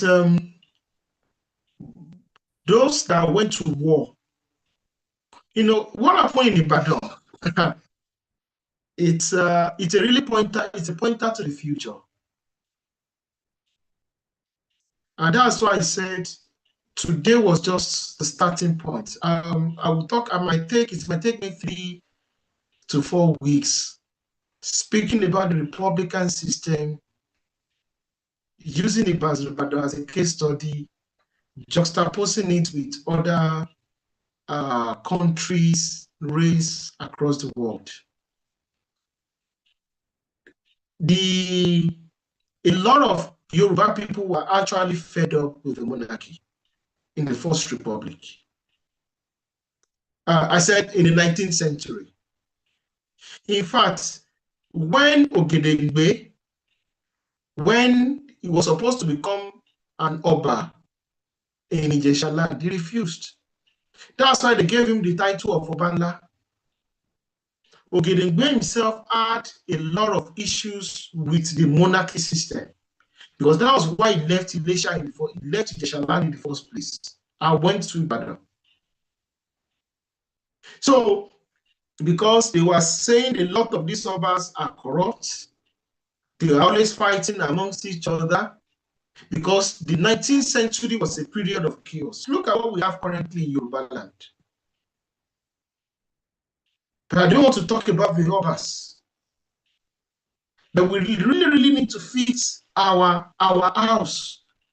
Many of the great monarchies in the world that have gone extinct and that have been neutralized and cancelled, many people did not know it was going to be neutralized and cancelled. Hawaii used to be a monarchy. It was eradicated. There were more than 100 kings in India, British India. They were eradicated. So we need to actually, even you go to many places in Asia, many countries in Europe used to be ruled by kings. So there's nothing so special if we do not fix our monarchy system. So there was, I spoke about the Igbanomu War, and the Republican system that you saw in Ibadan was brutally effective. It was the British that actually stopped Ibadan from becoming a more brutal power than Oyo. A more brutal power. Even Alaafin Adeyemi was scared. And that's why he started writing letters to the British. In fact, he sided the Ekiti Parapos against Ibadan for his own political expediency anyway, because he was thinking maybe Ibadan wanted to bring in another Alaafin, and that Alaafin that he was afraid of, his name was Lawani. He's the current great grandfather of the current Alaafin of Oyo. So there was a kind of a politics between the Adeyemi dynasty and the Lawani dynasty. So because Ibadan people, that was why there's a place in Ibadan called Okearemo. That was the place where Ibadan settled the Alaafin then. That's why when I see a lot of people, saying all sorts of things, and they are trying to separate Ibadan from Oyo, from the Oyo as a polity. Sometimes I wonder where they got their kind of their history from. But that still does not mean what Ibadan was doing in the Eastern Yoruba axis, the Northern Yoruba axis. Ibadan was doing its own thing, running its own imperial system. the Oyos, the Ibadans were using the Agele system, while the Oyo Imperial system was using Ilari system. So you can see the difference. Ibadan used the Ilari system, the Agele system, while Oyo was using the Ilari system. So they both developed their own imperial system. In fact, Ilorin also developed its own imperial system, but Ilorin could not become an empire because Ibadan crushed it. So the imperial system of Ilorin was they created what they call Alangwa and Daudu. So they did for Baale, and they didn't want to use Baale system because they know that places like Ibadan, Timiede, Ogbomoso, they were using Baale. So you create a Baale, that's the powerhouse. So they created Alangwa on all those little Oyo cities in Ilorin, in Kwara Central, to be specific, in Moro, Asa, and Ilorin East. But I'm going to talk about that later. So we actually need to study. We need to see history for what it is. When we talk about the Europe today, you see the way Europeans are so calm speaking about their history. The different wars without sentiment. The Yoruba people must have that level of we must have that level of maturity, because we must unite. If we break apart, we are going to pay for it. Because our strength is in that number. And if you study what Zeke did, Zeke actually studied Yoruba people a lot.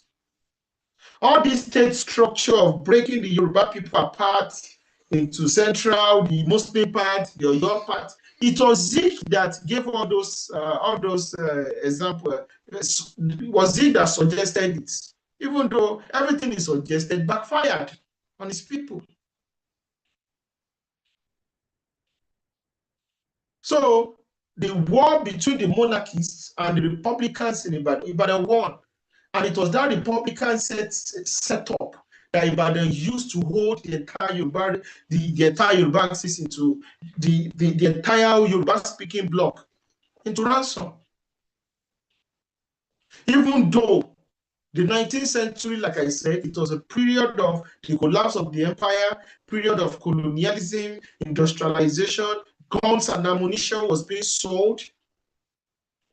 That was the period of transatlantic slave trade. So there were more means, more tools to be able to kill as many people as possible. And it was very devastating. Absolutely devastating. So I think we should take another question. Thank you so much for that question. So let's just cross our fingers. Tomorrow is pregnant. Nigeria is already running a republic. That's why I asked myself, if Nigeria is running a republic, and and I think the reason why they could not go ahead with scrapping the monarchy system is because of the Northwest and the Southwest. The Northwest and the Southwest, we have powerful monarchs, and that is the crux in which the monarchy in the Northwest is what the Islamic civilization here is built on. The monarchy in the Southwest is what the Yoruba civilization is built on currently. You destroy the monarchy, then you are going to bring chaos, absolute chaos. It's not going to bring unity. So the question is Nigeria actually a republic? That's a question another day. That's the whole topic we can discuss. So let's talk about. So next question, please. The moderators? When that's here, start from time. Go ahead, please.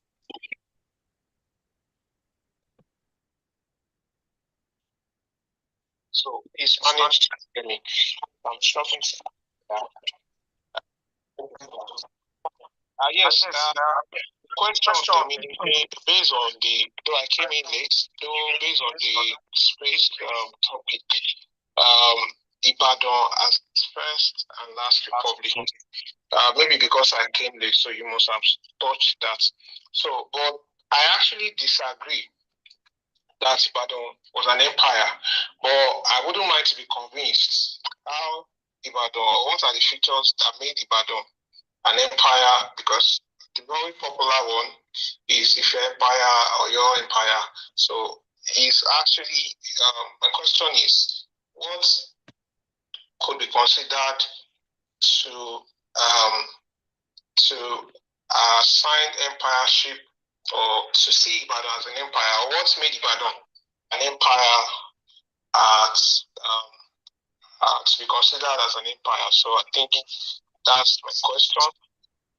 Maybe there's a difference between an empire and republican empire. So I would like you to touch on that, Ari. Thank you so much. Thank you. Okay, who is that? Defender, as usual. Okay, that voice sounds familiar. Thank you, sir. Yes. The Republican system, okay, I'm going to break it down. You look at America currently. America is an empire. Hello. So America is an empire. So when you look at the American system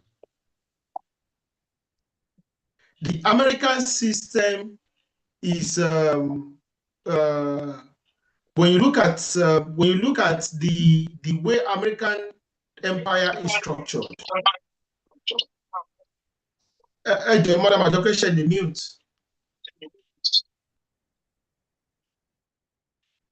So the American empire was mirrored like the Roman Republic. The American Republic is mirrored like the Roman Republic. The empire system in America looks like the Roman Republican system. So you have things like senators. Those things are from the Roman Republic. And that's the same thing you had in America. Now, the issue of Ibadan,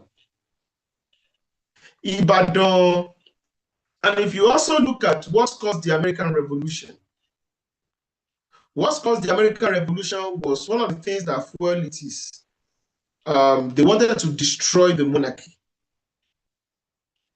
So they said they cannot leave Europe and still be under the monarchy system in the New World. So they went to war to destroy, because they saw what the monarchy system did to them in Europe. So in America, America is an empire currently in the 21st century. Many people can argue with me. Now, let's not talk about Ibadan as an empire system.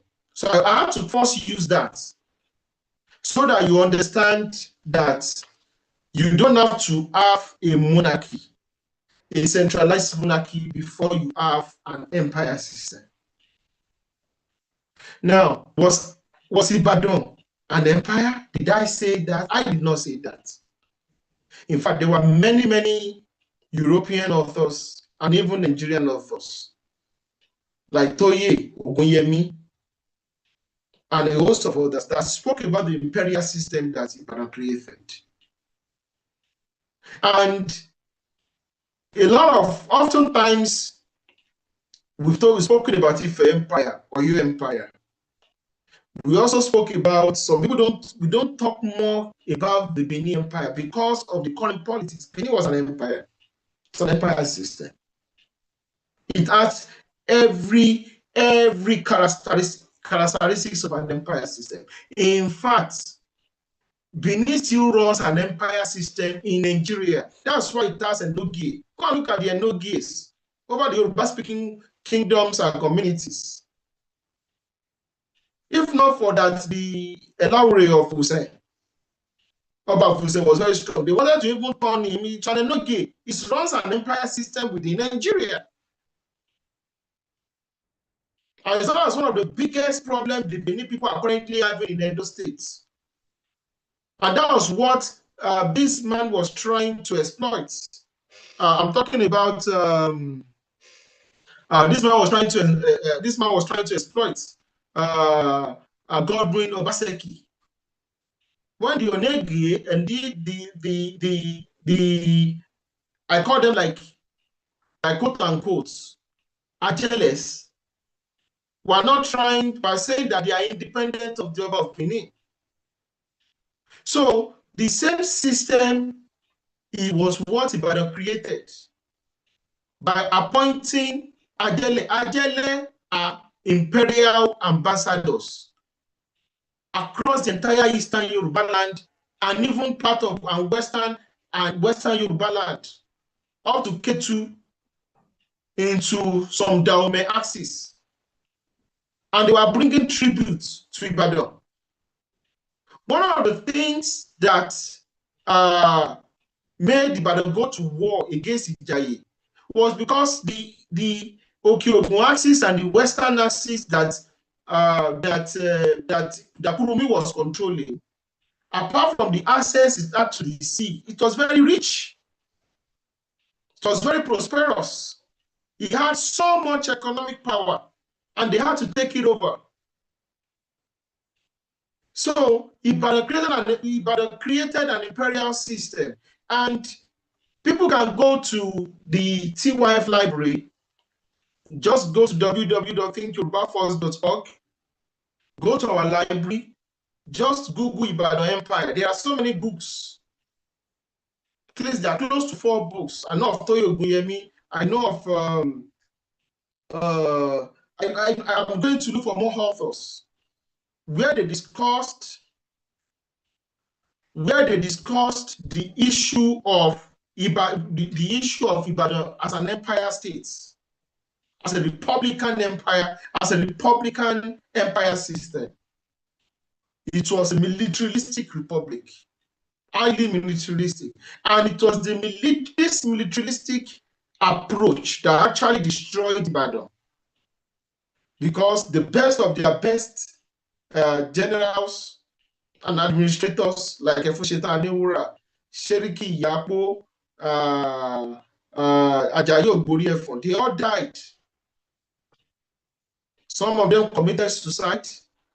Some of them were killed. Some of them were banished, and it created a lot of problems within Ibadan. So, I hope did I answer your question? So it created an imperial system. And I know you might be asking questions. For instance, the Athenian Empire, the short-lived Athenian Empire, was the supremacy of the Athenians over the other Greek states. And that was what Ibadan was also doing before the other Yoruba blocks from the eastern section and from the northern section. Even Ilorin also joined to destroy the Ibadan system. And that's why I've always said the Yoruba system is a confederal system. It's not, there's no supreme king in Yoruba. I keep on saying it. In 2020, due to our history, what we have is power blocks, confederacies. Power blocks and confederacies. Because the balance of power has changed. Essentially, the moment that Ibadan became a successor state to the Oyo Empire, and it became the superpower of the most powerful military power. It was militarily invisible. Did I answer your question, sir?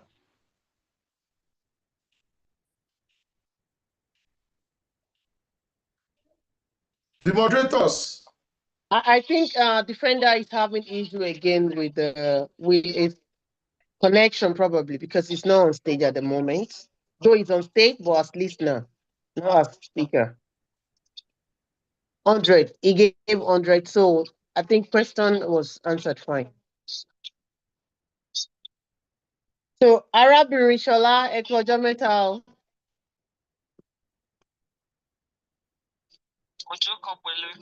All right, so take the mic.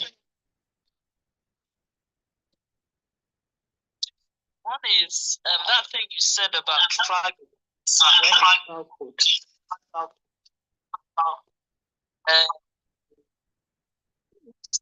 condition that people will use one way or the other to separate themselves. Now, the danger for us, as you've said, is going back in our history. And I don't think it's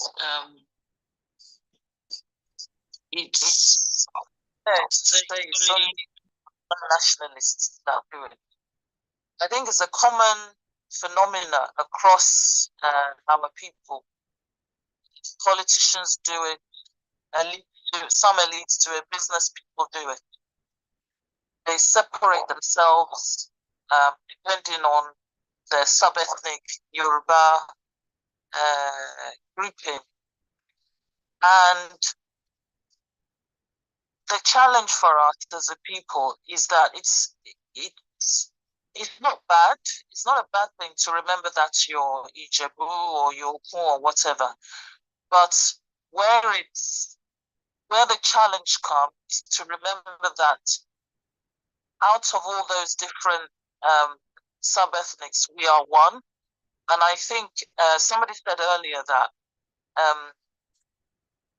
there are forces who do not want the Yorubas to be one or to speak as one or to come together as one. So it's for us to keep remembering and to keep doing what we make sure unites as one, so that the people move together as one. Because as you pointed out, when we don't, then we all lose. The second point I wanted to make, which you spoke of earlier, was the one about Lagos and the worries and so on. I think the challenge for Lagos is that it is our commonwealth as Yoruba people. And I don't really, I'm not sure of the history. I suspect that in the past, maybe the Aworis were not speaking up. For those who don't know, I actually recently attended a co-candid coalition of Aworis descendants in the diaspora. And I think for a long time, maybe the Aworis didn't speak up. But now that they are finding their voice, I expect that our fellow Yoruba brothers and sisters will respect our right to control our political space, because what has happened is is that you have Aregbesola, for me, is an example.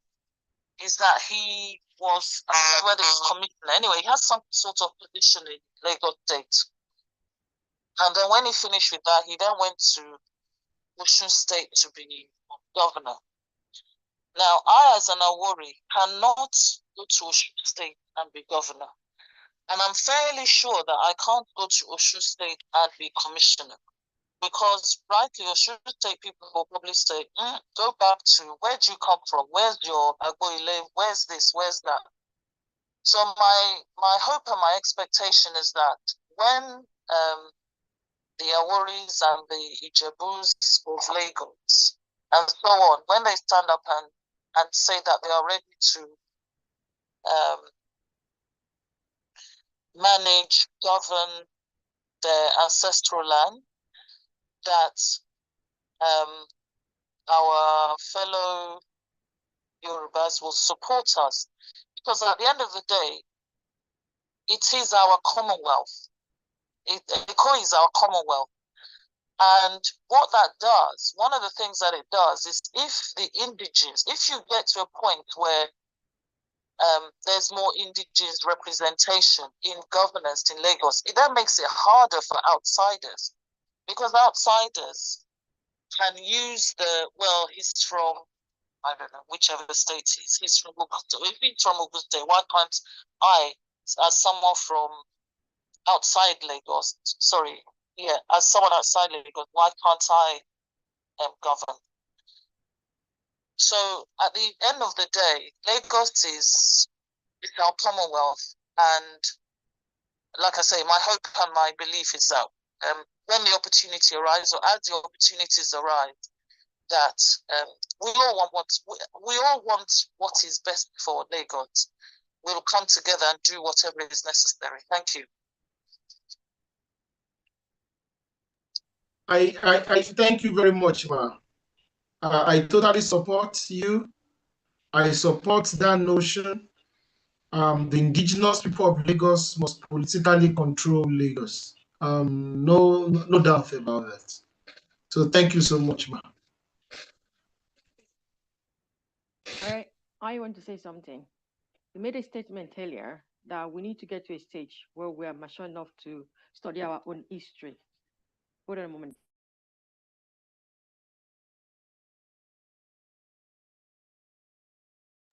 So as I was saying, sorry about that.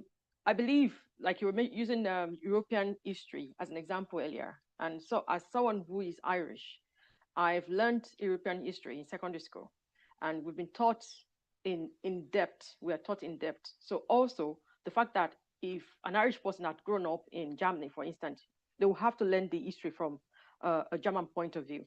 If an Italian person grew up in France, they'll have to learn it from a French point of view. And you're taught in a way where you dissect the whole concept, the whole strategy, the flaws, the mistake they made, the reason why. And you're made to write reports, like detailed reports in school, in class, and also made to write this as well in exams. So when are we going to get to that stage in Yoruba land?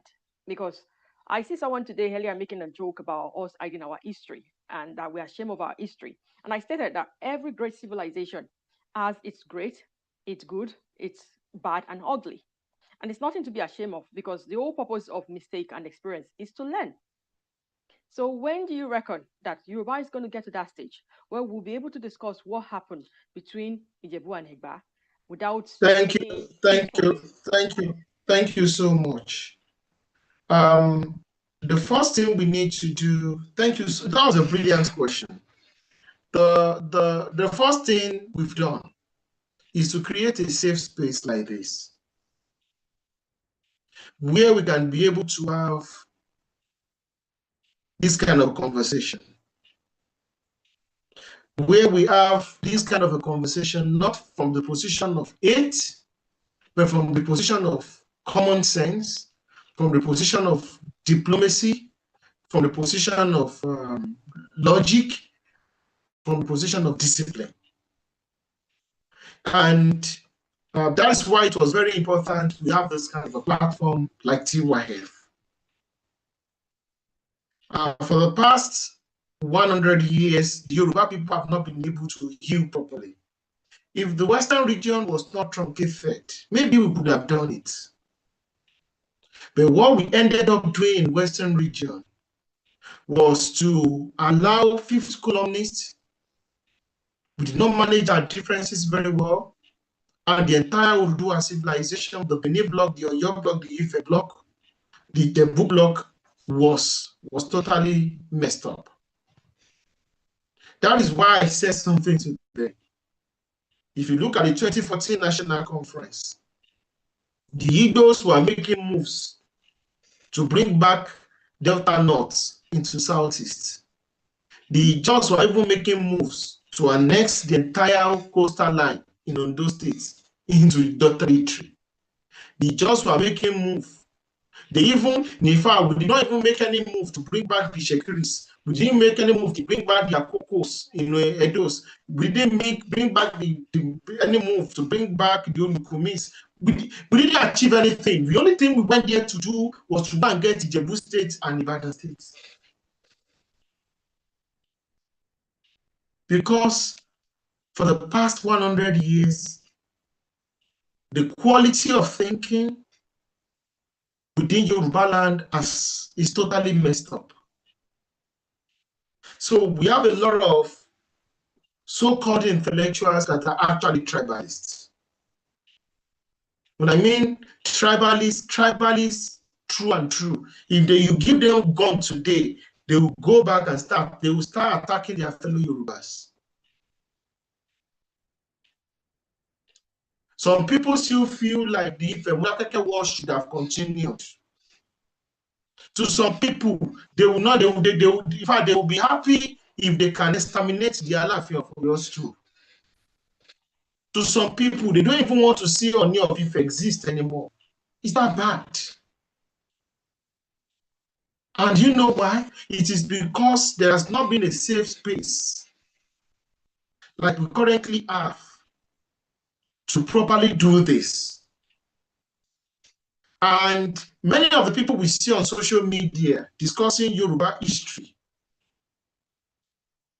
are mostly people who are commercializing Yoruba history for content. So this kind of an intellectual space coming up is surely going to be a game changer. And we are so grateful that this is happening and this will continue to happen. I've been told that we're about to wrap up, but I would like to give my final speech. TYF has a library, and our library is unlike the first Yoruba library. If you want to read about Yoruba history, Ibadan history, I know a lot of people get across to me and ask me, oh, we want to know about Yoruba history. So just go to www.thinkyorubafirst.org. You are going to see our menu, you are going to see our e-library. So many books, it is free. We made it free so that a lot of our people, young ones, can have no excuse and say, where can I get books that will teach me my history? You go there, you're going to have these books. That's number one. Number two, we want a lot of people, we want as many Yoruba people as possible to join our brilliant and noble organization. Think Yoruba Forces across the world. The membership is free. Just go to our website, join us. I will be happy to welcome you into different chapters all across the world. We are so grateful for everybody that has been so helpful to CYF. And we pray that Olodumare will continue to be with you. Today is just the introductory part of understanding Ibadan. Next week, I'm going to do justice. The intrigue cases, what happened. I will explain the Gbanom War, the role Kurumi played. I will explain the Ilorin connection, especially the Afonja, if you have the understanding of Afonja. And maybe I'll go deeper to explain the Ilorin army. Because by doing this and the thinking and why the Ilorin people behave the way they behave, and some of us are asking, ṣé Yorùbá and people ìṣàpá náà ṣe ń ronú báyìí? Yorùbá ni wọ́n. Bọ́n ṣe ń ronú ni. And we are going to be more, and I want to say this on here. If you are from the eastern bloc of the Yoruba people, your reasoning will be totally different from the western bloc of the Yoruba people. Oh yeah, pátápátá. If you are even from the eastern bloc, which is the Benin-Edo axis, the Yorubas of Edo State, ó tún máa yàtọ̀ sáwọn Yorùbá eastern bloc. Because of our reality and our experiences. So when we now come together, today, you see West Germany, you see East Germany.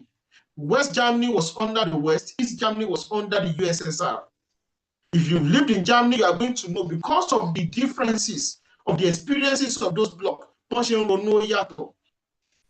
But they've been able to reunite, met themselves halfway, and to have a powerful Germany that controls the economy of Europe currently. The Eastern Bloc and the Western Bloc of Yoruba land. The Western Bloc, which is the majorly dominated by the Oyo Bloc, is based on war, brute force. Enough institute agbára síbẹ̀ yẹn, while the Eastern Bloc is based on the Ife-Ebi system. Oftentimes. So bó ṣe ronú yàtọ̀, bó ṣe ń ṣe nǹkan yàtọ̀. So we need to be able to understand this, to be able to have a powerful geopolitical bloc. Next week, we shall continue. May Olódùmarè continue to bless the entire Yoruba race. Ẹ ṣé púpọ̀. Ààrẹ, ẹ ṣé gan ni o. Thank you so much, Are. Thank you, everyone, for joining us tonight. Thank you to my co-host and our new co-host, Mr. Montero. We're very glad to have you here tonight. I hope everyone had a great time tonight. I want to urge our leaders again and our elders regarding the progression of Yoruba land. And one of the most important things, which I went to mention earlier that I forgot, and Ara just reminded me now, I want us to revive our EBI system and restructure it. It's very important because a society is built on family structure. And without a proper family structure, we do not have we do not have a system, we do not have a society, we can't advance. So I want to urge our leaders to please think about communal interest above individual interest. So I thank you all for joining us tonight, and I hope to see you again at the same time on all the same platform next week. Ó dàárọ̀, ọjọ́ á tù wá ire o.